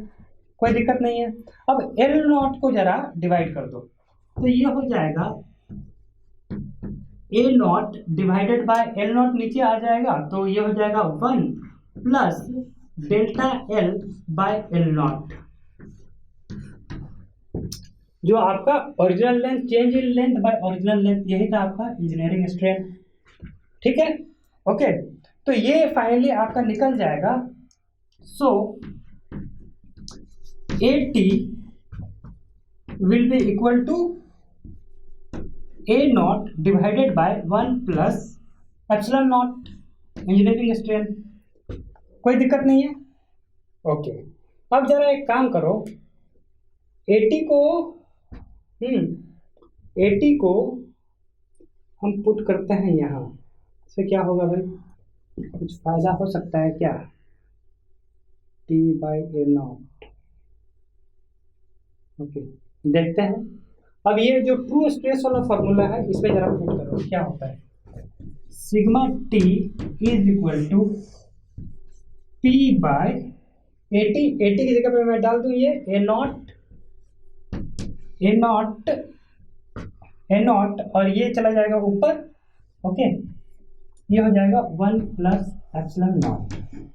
ठीक है, P बाई A0 क्या है भाई, P बाई A0 हो गया सिग्मा नॉट। तो ये हो गया sigma T is equal to sigma not 1 plus epsilon not. ठीक है, इसका मतलब एक रिलेशन आपको मिलेगा, जो ट्रू स्ट्रेस और इंजीनियरिंग स्ट्रेस के बीच में आपको रिलेशन मिलेगा। ये सब ऑब्जेक्टिव में और ये कौन सा केस है आपका, जो टेंसाइल टेस्ट है। ठीक है, जो कंप्रेशन टेस्ट होगा, ये तो मान लो कि ये टेंसाइल टेस्ट के लिए, कंप्रेशन टेस्ट के लिए सिंपली यहाँ माइनस हो जाएगा, मतलब सिग्मा, या फिर आप ऐसा लिख दो ना। ओके, नहीं ठीक है, मैं लिख ही देता हूँ, sigma T is equal to sigma not 1 minus epsilon not. ये आपका हो जाएगा कंप्रेशन के लिए। ओके, तो ये जो ट्रू स्ट्रेस और ये हुआ engineering stress. True stress is equal to engineering stress into 1 plus engineering strength. तो इस तरीके से ये कर्व को आप रिलेट कर सकते हैं। ठीक है, जितने भी पॉइंट्स मैंने बताए ये सब पॉइंट्स आप ध्यान में रखेंगे। तो आपको मेन चीज एक है, आपको ध्यान रखना है, इंजीनियरिंग स्ट्रेस और engineering curve is based on original area, true curve is based on the actual area. फिर मैंने क्या कॉन्सेप्ट यूज किया, मैंने ये यूज किया कि up to ultimate point the volume of the material is considered constant. Okay, तो volume क्या हो सकता है, एरिया इनटू लेंथ, वो वॉल्यूम होगा। मतलब टेस्ट करने के पहले एरिया कितना था, ए नॉट, लेंथ कितना था, एल नॉट। तो ए नॉट इंटू एल नॉट क्या हो गया, ये हो गया वॉल्यूम। ये किसी पर्टिकुलर इंस्टेंट पे मान लो उसका जो एरिया 80 था, लेंथ कितना था, LT था। ठीक है, तो LT मतलब ट्रू लेंथ क्या होगा, ओरिजिनल लेंथ से इंक्रीमेंट ही तो होगा। आप टेंसाइल लोड अप्लाई कर रहे हो तो क्या होगा, LT equal to L nought plus delta T ही होगा। अब यहां से मैंने क्या किया, 80 निकाल लिया, 80 इसको इधर लाकर डिवाइड किया तो फाइनली आ गया कि 80 equal to A not plus 1 plus epsilon not. Epsilon not क्या है, इंजीनियरिंग स्ट्रेंथ। अब यहाँ से सिंपली 80 को मैं अल्लाह के पुट कर देता हूँ यहाँ ट्रू स्ट्रेस वाला रिलेशन में। तो सिग्मा टी इक्वल टू हो गया simply P by A not. P by A not क्या था, इंजीनियरिंग स्ट्रेस। तो ये हुआ true stress is equal to engineering stress into 1 plus epsilon not. Clear है? तो इन चीजों को देखिए, फिर हम लोग आगे बढ़ते हैं। ओके, अब थोड़ा सा आगे बढ़ते हैं। ओके, तो ये आपका क्लियर हो गया कि यही कर्व और ट्रू कर्व में क्या डिफरेंस है, क्या है।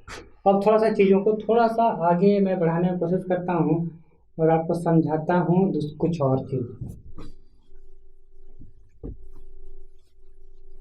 जितना अभी तक आपने समझा है उसी चीज़ों को थोड़ा सा जोड़ते हैं। और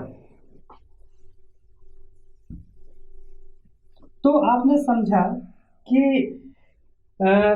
जैसे जो प्लास्टिक फ्लो या जो मूवमेंट ऑफ वो डिसलोकेशन, उसको उसके पाथ में अगर हम कोई हिंड्रेंस प्रोवाइड कर दें तो वो उस हिंड्रेंस की वजह से क्या होता है कि आपने देखा कि उसी हिंड्रेंस को ब्रेक करने में जो क्वार्टरल एटमॉस्फेयर जिसको हम लोग बात किए थे, हाँ, उसको ब्रेक करने में लोड आपका लगता है। ठीक है, तो हम ये भी बोल सकते हैं carbon content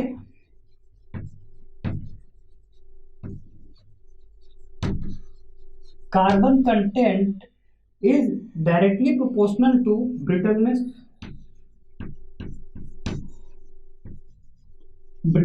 of the material। मतलब क्या है समझो, मैं इसको फिलहाल इससे काम चलाऊंगा।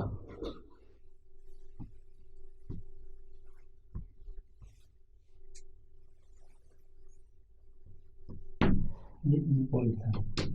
ठीक है, मतलब कार्बन कंटेंट आप जितना बढ़ाते जाएंगे, जो आपका मटेरियल है, कार्बन कंटेंट आप जितना बढ़ाते जाएंगे, क्या होगा कि आपका अल्टीमेट ये जो अपर यील्ड पॉइंट, क्योंकि पहले एक सिंगल जो आपका क्वार्टरल एटमॉस्फेयर जो क्रिएट हुआ था उसको ब्रेक करने में के लिए ही आपको ये इस तरीके से लोड आपको बढ़ाना पड़ा था। अगर कार्बन कंटेंट और आप बढ़ाते चले जाएंगे तो क्या होगा, ये इस तरीके से क्या होगा, मान लो कि इस तरीके से आके आपको कोई इस तरीके हुआ और यहाँ पर आके एक फेलियर मिलता है। ये ऐसा भी हो सकता है। अच्छा, एक चीज और आपको ध्यान देना है, for the same grade of steel जो कार्बन कंटेंट जो आप बढ़ाते घटाते हैं तो आपका इसमें कोई फर्क नहीं पड़ेगा, ये स्लोप में। ठीक है, ये आएंगे हम चीज़ों पे और बात पे। तो एक ये हो गया। नहीं, इस ग्राफ को थोड़ा सा मैं ठीक से साफ से बनाता हूँ। अब देखो,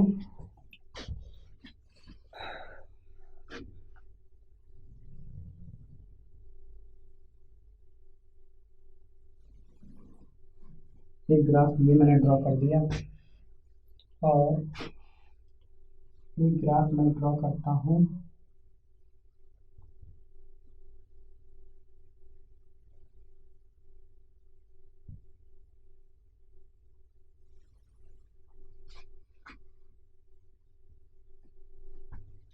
ये फ्रैक्चर आ गया, ये फ्रैक्चर पॉइंट हुआ। और दूसरा ग्राफ मैं बना दूँ कुछ इस तरीके से, और ये जाके बिल्कुल यहाँ आके ये तो सीधे फ्रैक्चर कर जाए। तो अगर हम जैसा कि हमने बताया कि कार्बन कंटेंट आप जैसे जैसे बढ़ाएंगे या ये बढ़ाएंगे मटेरियल पे, ठीक है, तो मटेरियल स्ट्रांग होता चला जाएगा। ठीक है, अब जैसे मान लो कि ये देखो, ये है, ये ग्राफ जो बनेगा आपका, ये हुआ लो कार्बन स्टील के लिए, लो कार्बन स्टील के लिए। ये बनेगा आपका हाई कार्बन स्टील के लिए।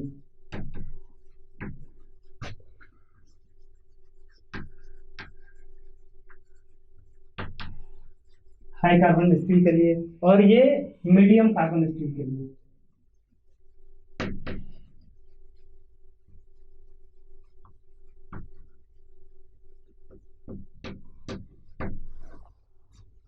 ठीक है, ये लो कार्बन स्टील। अब जैसे जैसे आप कार्बन कंटेंट बढ़ा रहे हैं, तो ये जो ग्राफ हुआ, मतलब ये ग्राफ, ये आपका स्ट्रॉन्गेस्ट होगा, स्ट्रॉन्गेस्ट मटेरियल के लिए होगा। तो इसको आप बोल सकते हैं ये स्ट्रॉन्गेस्ट मटेरियल के लिए, और ये इसको आप बोल सकते हैं इसके लिए ये मोस्ट डक्टाइल मटेरियल के लिए होगा, मोस्ट डक्टाइल। अच्छा, ये स्ट्रॉन्गेस्ट हम बता रहे हैं, मतलब कार्बन कंटेंट आप जितना बढ़ाते जाएंगे, मैंने जो लिखा है, carbon content is directly proportional to brittleness. Carbon content जितना बढ़ाएंगे मटेरियल उतना ही ब्रिटल होते जाएगा। मतलब देखो, ये है ना, उस तरीके से जो प्लास्टिक फ्लो इसमें नहीं मिलेगा, और डायरेक्टली आके वो आके ब्रेक कर जाएगा, मतलब एक तरह से ब्रिटल फ्रैक्चर करेगा मटेरियल। लेकिन ये स्ट्रॉन्गेस्ट हो जाएगा, ये स्ट्रॉन्गेस्ट मटेरियल होगा, बट इसमें डक्टिलिटी नहीं होगी। और इसमें जो है आपका कार्बन का जो लो कार्बन स्टील है, इसमें आपको ये मोस्ट डक्टाइल होगा। अच्छा, इन दोनों के बीच में जो होगा ये होगा टफेस्ट, है ना। ये क्या होता है, ये आने वाले कुछ 1-2 लेक्चर में आपको क्लियर होगा कि मोस्ट डक्टाइल और स्ट्रॉन्गेस्ट मटेरियल के बीच में जो बनेगा ये होगा आपका toughest.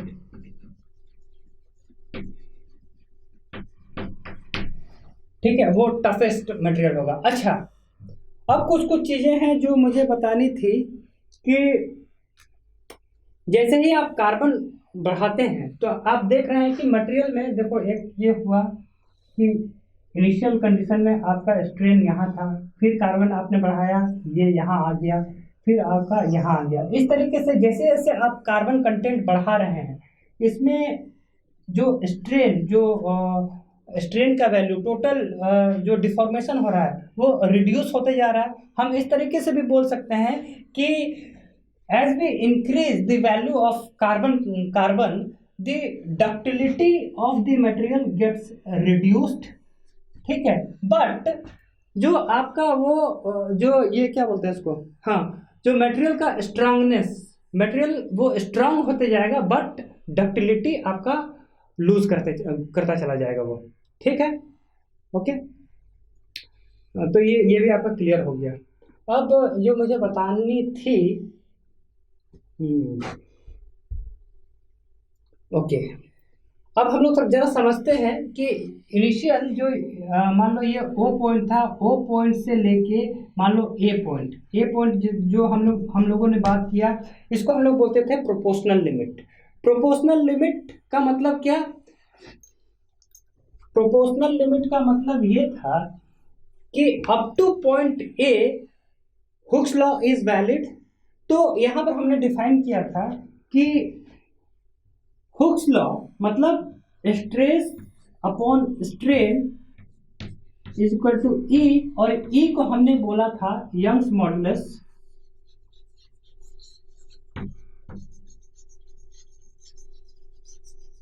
Young's modulus of elasticity.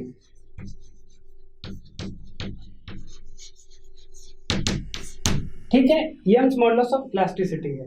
अच्छा, इसको हम अलग अलग पर्सपेक्टिव में देखने का कोशिश करते हैं इससे हमको ये भी समझ में आएगा कि यंग्स मॉडुलस से हम लोग क्या क्या समझ सकते हैं, क्या क्या हम इंटरप्रेट कर सकते हैं उसको। तो सबसे पहली बात तो अगर यंग्स मॉडुलस, अगर हम लोग सबसे पहला हम लोग देखें कि यंग्स मॉडुलस जो होता है वो डायरेक्टली प्रोपोर्शनल होता है स्ट्रेस का। Okay, Young's modulus that is E is directly proportional to the stress sigma. Similarly, this is inversely proportional to strain produced in the body. किसी बॉडी का यंग्स मॉडुलस जितना ज्यादा होगा उसमें स्ट्रेन उतना ही कम होगा। ठीक है, एक तो ये हो गया। अच्छा, इसी को हम चलो दूसरे तरीके से देखते हैं। ये तो हो गया पहला तरीका कि E is directly proportional to sigma and E is inversely proportional to epsilon। इसको दूसरे तरीके से लेते हैं, ये फर्स्ट हो गया। Second, E is equal to sigma when strain is equal to 1। अगर आपसे कोई पूछा कि भाई यंग्स मॉडुलस ऑफ इलास्टिसिटी, इसको आप डिफाइन कैसे करोगे, तो इसको आप इस तरीके से डिफाइन कर सकते हो, Young's modulus of elasticity is nothing but the amount of stress which is required to produce unit strain in the body। एक तो तरीका ये हो सकता है, ये तो बल्कि बहुत सिंपल डेफिनेशन आपके लिए हो जाएगा। कोई भी अगर आपसे ये पूछ ले कि what do you mean by Young's modulus of elasticity, तो एक तो बहुत एक तरीका हो सकता है, Young's modulus of elasticity is the ratio of stress upon strain, या आप थोड़ा सा स्टाइलिश में बोल सकते हैं और जो सुनने में भी अच्छा लगेगा, Young's modulus of elasticity is nothing but the stress required to produce unit strain when epsilon equal to 1। ये दूसरा तरीका हो सकता है। अच्छा, और क्या तरीका हो सकता है, और इसको कैसे समझ सकते हैं हम लोग। हाँ, अब जरा देखो ये ग्राफ से, ये ग्राफ में आप देख रहे हो कि भाई ये आपका स्ट्रेन है, ये आपका स्ट्रेस है। मतलब जो ये स्लोप बन रहा है, ये स्लोप क्या बता रहा है आपको, ये स्लोप बता रहा है ये स्ट्रेस हो गया, ये स्ट्रेन हो गया। ओके, तो ये slope, this slope represents the Young's modulus of elasticity. ठीक है, मतलब ये वैल्यू, जो स्लोप जितना ज्यादा होगा E का वैल्यू उतना ही ज्यादा होगा, ये स्लोप जितना कम होगा यंग्स मॉडुलस ऑफ इलास्टिसिटी उतना ही कम होगा। और दूसरे तरीके से बोल सकते हैं हम, Young's modulus of elasticity is directly proportional to stiffness. मतलब स्टीफनेस का मतलब क्या होगा कि उतना बाद में आएंगे, उसको टेक्निकली डिफाइन करेंगे स्टीफनेस वगैरह को बाद में, लेकिन अगर हम ऐसे समझ सकते हैं इसको कि अगर मान लो, अब ये तो क्लियर हो गया, ये हटा दो। अगर मान लो कि E बहुत ज्यादा है, E का वैल्यू बहुत ज्यादा है, इसका मतलब क्या है, इसका मतलब हम इस तरीके से भी इंटरप्रेट कर सकते हैं कि जो स्लोप जो बनेगा वो बहुत ज्यादा बनेगा, क्योंकि slope of this stress strain curve represent the value of Young's modulus. तो अगर यंग्स मॉडुलस बहुत ज्यादा है, इसका मतलब स्लोप ज्यादा होगा। ठीक है, अगर आप देखो ये था ना, अगर यंग्स मॉडुलस बहुत ज्यादा है तो हम ये भी बोल सकते हैं कि उसमें स्ट्रेन बहुत कम होगा। मतलब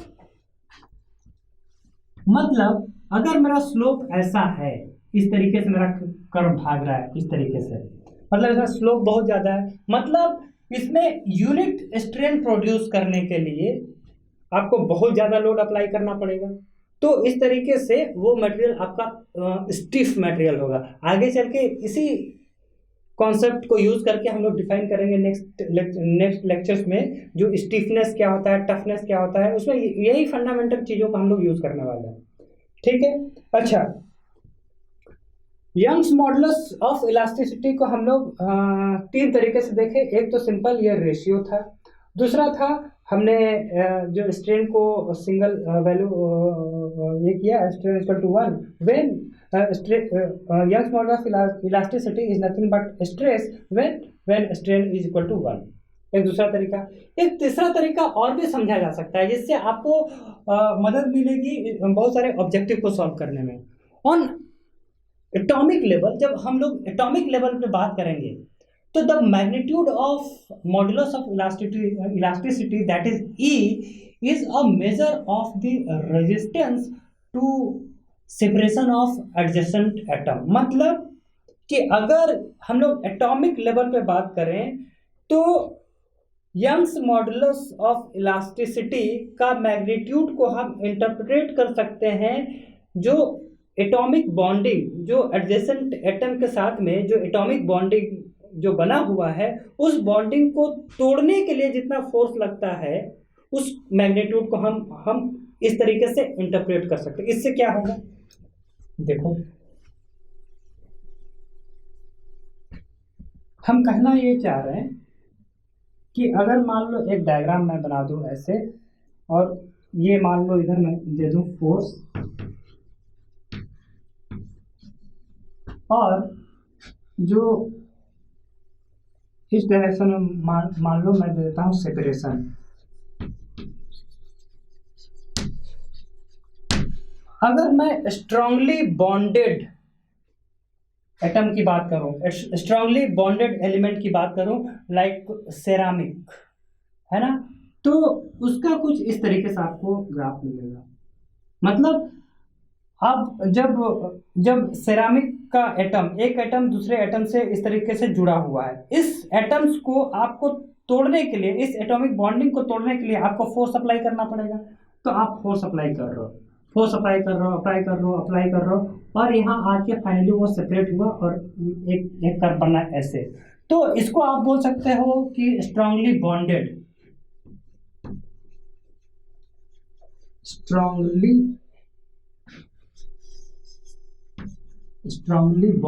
एलिमेंट। और दूसरा तरीके का एलिमेंट हो सकता है, मान लो इसको मैं बोल दूं सेपरेशन, मान लो R लिख दो यहाँ पे। ये तो स्ट्रांगली बॉन्डेड एलिमेंट के लिए हो गया, जैसे कि सेरामिक हो गया या मेटल हो गया, ऐसे केसेस के लिए। लेकिन जब आप पॉलीमर के केस के लिए आप बात करोगे तो उसको आप बोल सकते हो कि वीकली बॉन्डेड एलिमेंट है पॉलीमर। तो उसके लिए जो होगा वो ग्राफ होगा बिल्कुल ऐसे। मतलब उसको आपको जो इंटरएटॉमिक जो बॉन्डिंग है उसको तोड़ने के लिए आपको बहुत कम फोर्स अप्लाई करना पड़ेगा। तो इसको आप लिख सकते हो वीकली बॉन्डेड।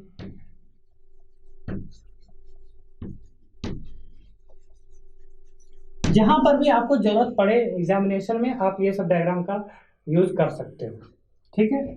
तो इससे एक रिलेशन आपको मिल जाएगा जो एग्जामिनेशन में भी कभी कभी पूछा जा सकता है। इससे ये समझ में आया कि E of ceramic will be greater than E of metal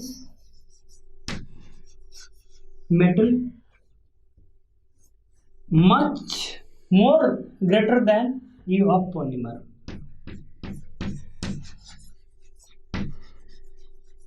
तो इसका आपको ध्यान देना है। अब चीज़ों को थोड़ा सा आगे हम लोग बढ़ाते हैं।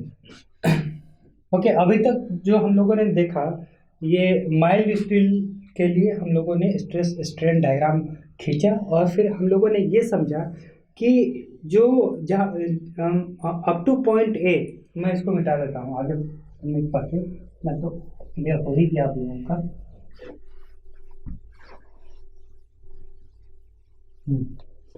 तो माइल्ड स्टील के केस में आपने ये देखा कि जो मटेरियल था ये स्ट्रेन था, ये आपका स्ट्रेस था। आपका ग्राफ कुछ इस तरीके से आया, ये था एमएस के लिए, ठीक है। आपने देखा कि up to certain limit of stress से point A, strain produced in the body is proportional to the stress which is producing that strain. मतलब up to point A Hooke's law is valid. मतलब ये linear, और आपका ये B point जो था ये आपका पॉइंट था क्या, इलास्टिक पॉइंट, ठीक है। तो हम लोग इसको बोलते थे कि लीनियर इलास्टिक मटेरियल होता है जो माइल्ड स्टील। तो इस तरीके से अगर हम देखें तो कुछ, अगर इसको हम लोग लीनियर इलास्टिक मटेरियल बोल रहे हैं तो कुछ ऐसा ही मटेरियल होगा जो नॉन लीनियर होगा, ठीक है। तो लीनियर इलास्टिक मटेरियल में चूंकि ये लीनियर है, strain is proportional to stress, और सिंपली हम लोगों ने यहाँ पर यंग्स मॉडुलस ऑफ इलास्टिसिटी को कैसे डिफाइन किया, सिंपली हम लोग इसका स्लोप ले लिए। स्लोप, ये स्ट्रेस ये स्ट्रेन, और ये स्लोप जो था इसको हम लोग बोल दिए कि भाई ये वैल्यू ऑफ ई देगा। लेकिन तब क्या होगा जब मान लो कि आपका मटेरियल नॉन लीनियर हो जाए। जैसे अगर मान लो आपका ग्राफ कुछ इस तरह का हो जाए कि ये स्ट्रेस है और ये स्ट्रेन है, और आपका जो स्ट्रेस स्ट्रेन डायग्राम कुछ इस तरीके का हो जाए। अब तो उस तरीके का लीनियर रिलेशनशिप है ही नहीं कि आप डायरेक्टली आप स्लोप बता पाए, ठीक है। तो इसके लिए फिर मतलब ये हुआ आपका नॉन लीनियर मेटल्स के लिए।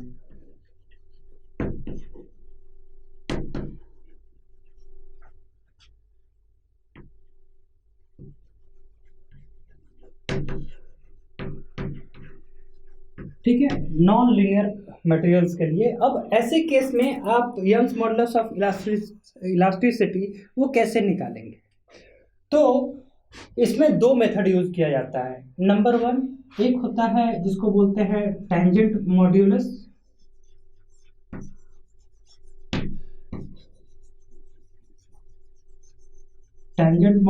और दूसरा होता है जिसको बोलते हैं सीकेंट मॉड्यूलस।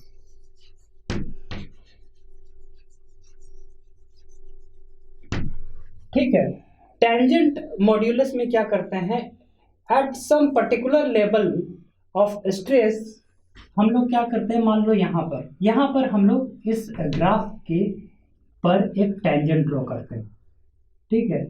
ये टेंजेंट ड्रॉ किया और इस टेंजेंट का हम लोग स्लोप बता दिए, ये दे देता है आपका यंग्स मॉडुलस ऑफ इलास्टिसिटी का वैल्यू। तो ये हुआ आपका टेंजेंट मॉडुलस। दूसरा मेथड एक और हो सकता है, मान लो ये फर्स्ट मेथड हुआ जिसको हम लोग बोले टेंजेंट मॉडुलस। अभी सिर्फ ये बेसिक तौर पे आप लोग जानिए, इसमें बहुत ज़्यादा डिटेल में जाने का आवश्यकता नहीं है। नॉन लीनियर मेटल्स में जो हम लोग स्लोप निकालते हैं यंग्स मॉडुलस, वो दो तरीके से निकालते हैं। एक हुआ टेंजेंट मॉडुलस और दूसरा हुआ सीकेंट मॉडुलस। सीकेंट मॉडुलस में क्या होता है, ओरिजिन से एट सम पर्टिकुलर पॉइंट हम लोग क्या करते हैं, एक सीकेंट लेते हैं। सीकेंट क्या होता है, सीकेंट मतलब ओरिजिन से एक लाइन होता है जो ग्राफ को कहीं पे आके कट करता है।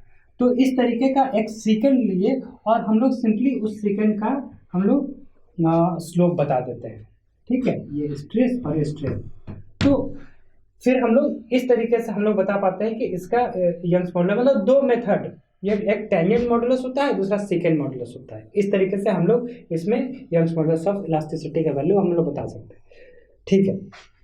तो इसका मतलब ये हुआ कि जो इलास्टिक मटेरियल है उसको हम दो तरीके से कैटेगराइज कर सकते हैं। एक तो हुआ कि लीनियर इलास्टिक मटेरियल, एक को मैंने बोला कि लीनियर इलास्टिक मटेरियल, और दूसरा हो सकता है कि नॉन लीनियर इलास्टिक मटेरियल। तो दोनों में क्या डिफरेंस है, आते हैं उस पर। लीनियर और non linear, linear elastic material, non linear elastic material. Linear elastic material में क्या होता है कि जो हुक्स लॉ, ऐसा बोला जाता है कि Hooke's law is valid up to the elastic point, that is called linear elastic material. मान लो इसमें क्या हुआ कि जो हुक्स लॉ पूरा elastic point up to point B तक आपका हुक्स लॉ वैलिड होगा, that is called linear elastic material, ठीक है। प्रोपोर्शनल लिमिट जो होगा और वो कहाँ तक जाएगा, बी पॉइंट तक, ठीक है। वो कोई और केस के लिए, ये मैं माइल्ड स्टील की बात नहीं कर रहा हूँ, ठीक है। फिर भी माइल्ड स्टील को हम लोग लीनियर इलास्टिक मटेरियल क्यों बोलते हैं, उस पर हम 2 मिनट बाद आते हैं। मतलब कि मैंने ये बोला कि लीनियर इलास्टिक मटेरियल में प्रोपोर्शनल लिमिट कहाँ तक होता है, सीधे इलास्टिक लिमिट तक जाता है। मतलब law, Hooke's law is valid up to elastic limit. तो नॉन लीनियर इलास्टिक मटेरियल क्या होगा, नॉन लीनियर इलास्टिक मटेरियल ये होता है जिसमें जो Hooke's law is valid only up to proportional limit, और उसके बाद मतलब क्या हुआ कि ए तक तो आपका हुक्स लॉ वैलिड है, बट इलास्टिक पॉइंट ये है। तो ये हुआ आपका नॉन लीनियर इलास्टिक मटेरियल। और ये समझो इस तरीके से ए और बी आपका सेम पॉइंट हुआ, ये हुआ लीनियर इलास्टिक मटेरियल, ये हुआ नॉन लीनियर इलास्टिक मटेरियल। तो ऐसा क्या है कि आप ये जो माइल्ड स्टील, वैसे कायदे से तो आपका जो माइल्ड स्टील है वो नॉन लीनियर इलास्टिक मटेरियल होना चाहिए, लेकिन चूंकि ए और बी इतना क्लोज होता है, बिल्कुल हम लोग तो यहाँ पर इसको जूम करके ड्रॉ किए हैं, इसलिए आपको अलग अलग दिखाई दे रहा है। ये इतना चिपका हुआ है कि हम लोग माइल्ड स्टील को भी लीनियर इलास्टिक मटेरियल बोलते हैं। क्लियर है जी? ओके, ये चीज तो क्लियर हो गया आपका। अब आते हैं हम लोग अपने आखिरी पड़ाव पे। आखिरी पड़ाव में जैसा मैंने आपको बताया था कि भाई जो हम लोग स्ट्रेस स्ट्रेन डायग्राम हम लोग माइल्ड स्टील पे ही क्यों परफॉर्म करते हैं, जो यूनिवर्सल टेंसाइल टेस्ट मशीन पे जो माइल्ड स्टील का सैंपल ही क्यों लेते हैं, वो इसलिए क्योंकि मैंने बोला था जैसा कि other engineering material follow the same characteristic as we get in the case of mild steel. वो कैसे, ये देखते हैं। ये तो क्लियर हो गया linear non linear elastic material. Okay, आगे चलते हैं, इसको मैं हटा देता हूँ। अब करते हैं कि जैसे हमको ये पता है कि जो स्टील का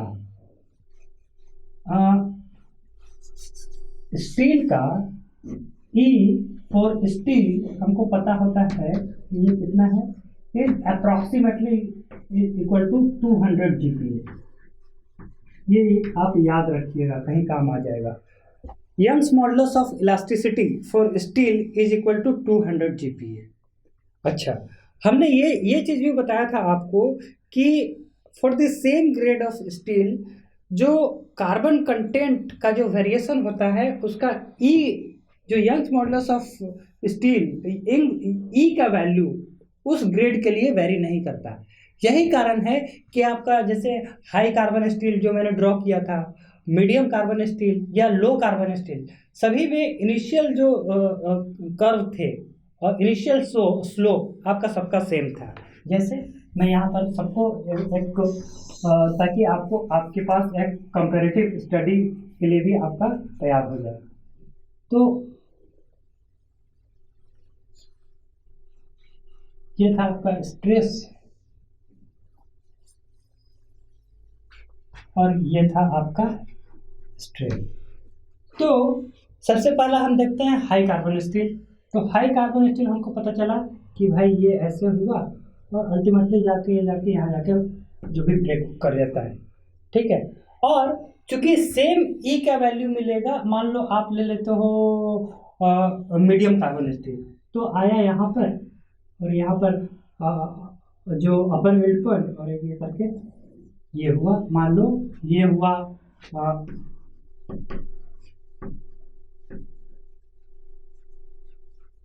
हाई कार्बन स्टील के लिए, ये हुआ मान लो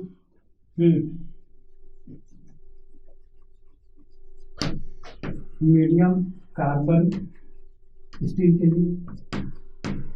उसी तरीके से लो कार्बन स्टील के लिए क्या हुआ, सेम स्लोप के साथ हम बढ़ेंगे, बस क्या होगा जो यील्ड पॉइंट का वैल्यू थोड़ा डाउन होगा।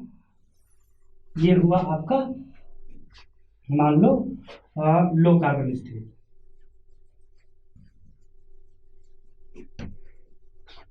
लो कार्बन स्टील, ठीक है। एक तो ये हो गया। अब इससे हम कैसे जो बाकी जो मटेरियल है उसको हम कैसे ले सकते हैं इसी ग्राफ में। तो सबसे पहली बात आपको ये समझना पड़ेगा कि जैसे कुछ मटेरियल है, जैसे कास्ट आयरन हो गया या टाइटेनियम हो गया, उसमें जो होता है, जो अगर हम कंपेयर करें तो यंग्स मॉडुलस ऑफ स्टील का जस्ट हाफ होता है, अप्रॉक्सीमेटली हाफ होता है किसके लिए, कास्ट आयरन के लिए और टाइटेनियम के लिए। मतलब अगर हम ऐसे लिख सकते हैं, E of steel is approximately equal to twice of E of Ci और टाइटेनियम लिख सकते हैं ऐसे, इस तरीके से।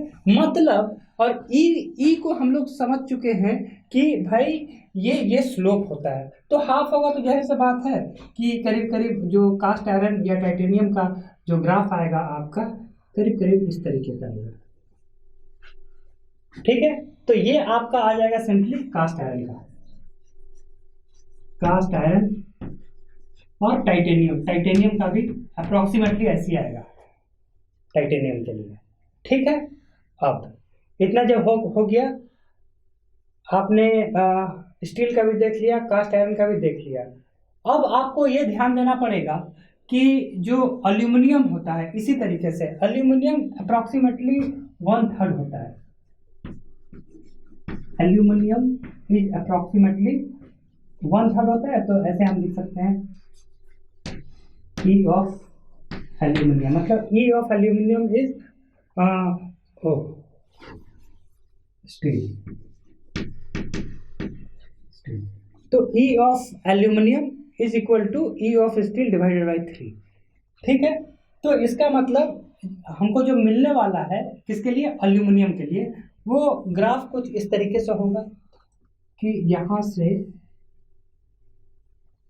जो भी इस तरीके का आपका मिलेगा किसके लिए, एल्यूमिनियम के लिए।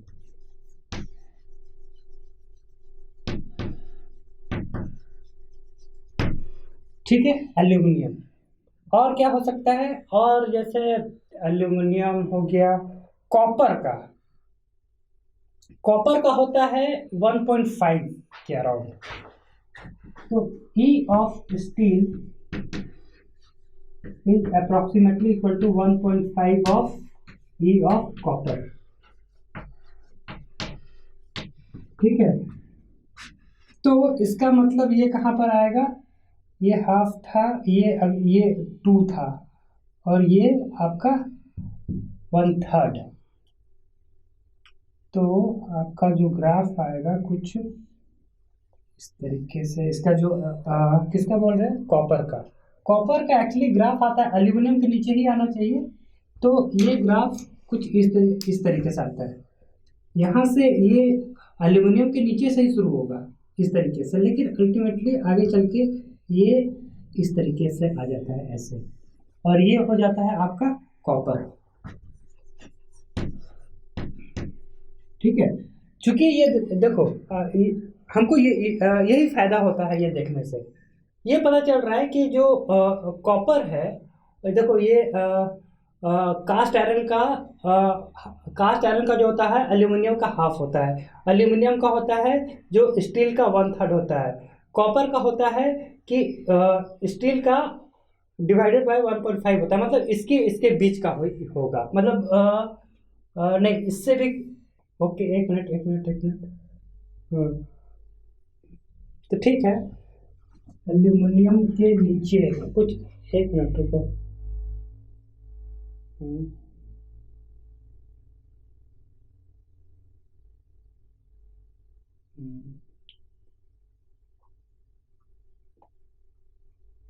एक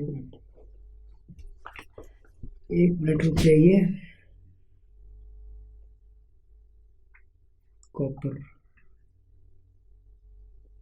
अच्छा इस पे हम बात पे आते हैं, इससे पहले एक दो चीज और देख लेते हैं। कॉर्क का आप ध्यान देखोगे, अच्छा कंक्रीट का जो होगा, कंक्रीट का कुछ इसी तरीके का आपका आएगा, इस तरीके से ये कंक्रीट का आएगा। इसका पोजीशन थोड़ा देखना पड़ेगा। कॉपर आप चेक कर सकते हो खुद से भी, आप इस तरीके से इंटरप्रेट कर सकते हो कॉपर का। एक होता है प्योर प्योर रबर का कुछ इस तरीके से बनता है। आपका बाकी तो आपका मटेरियल में दे रखा है, आप देख सकते हैं। प्योर रबर का कुछ इस तरीके से होता है, इस तरीके से, जिसमें यहाँ पर होता है ए पॉइंट और यहाँ पर आगे होता है बी पॉइंट। मतलब ये हुआ आपका प्रोपोर्शनल लिमिट, बहुत कम होता है, बल्कि और इसको नज़दीक करो, ये हुआ ए पॉइंट और ये हुआ बी पॉइंट। जो हुक्स लॉ बिल्कुल बहुत छोटे ये के लिए वैलिड होगा, और ये आपका जो प्रोपोर्शनल लिमिट यहाँ, मतलब जो इलास्टिक लिमिट यहाँ आएगा। तो इसको आप कंसिडर कर सकते हो जो रबर के केस में non linear elastic material rubber का। अच्छा, ये तो हुआ प्योर रबर का हम बात कर रहे हैं, प्योर रबर। वहीं जब आप हार्ड रबर की बात करते हो तो हार्ड रबर कुछ इस तरीके से बनेगा, ऐसे। ये हुआ आपका हार्ड रबर।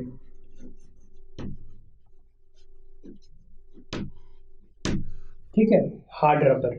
अच्छा, जो हार्ड रबर जो होता है वो प्योर रबर से ही बनाया जाता है, बस उसमें क्या किया जाता है, जो प्योर रबर में आप सल्फर और लिंसीड ऑयल वो ऐड करते हो तो आपका हार्ड रबर बन जाता है। मतलब आपका ये मटेरियल साइंस में भी काम आ सकता है।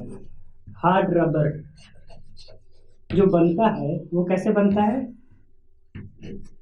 ये होता है प्योर रबर, आपने लिया प्योर रबर, इसमें आपने क्या कर लिया, इसमें ऐड कर दिया सल्फर प्लस लिंसीड ऑयल, तो आपका मिल जाएगा हार्ड रबर। और उसका जो स्ट्रेस स्ट्रेन डायग्राम बनेगा ऐसे बनेगा। और कुछ, हाँ, जैसे एक रह जाता है कॉर्क। ठीक है, तो कॉर्क का बनता है कुछ जो कंक्रीट के जस्ट ऊपर थोड़ा सा आता है, ये इस तरीके से आता है कॉर्क का। ठीक है, बाकी ये सब आप बिल्कुल आप खुद से भी कर सकते हैं, आप उसका पोजीशन डिसाइड कर सकते हैं बस केवल ई का वैल्यू से।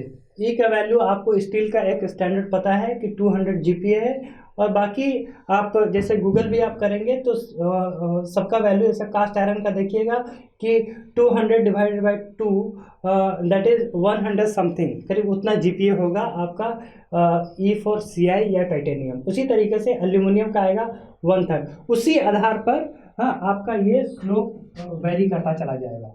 हाँ, आप अब ये आपका होमवर्क है कि कॉपर का देखना है कि कॉपर का कितना होता है। थोड़ा सा यहाँ पे कंफ्यूजन हुआ था, तो आप ये खुद आप निकाल सकते हैं। वो देखिए कि उसका यंग्स मॉडुलस ऑफ इलास्टिसिटी, जो हालांकि मैंने लिख दिया है 1.5 E steel is approximately equal to 1.5 of E copper.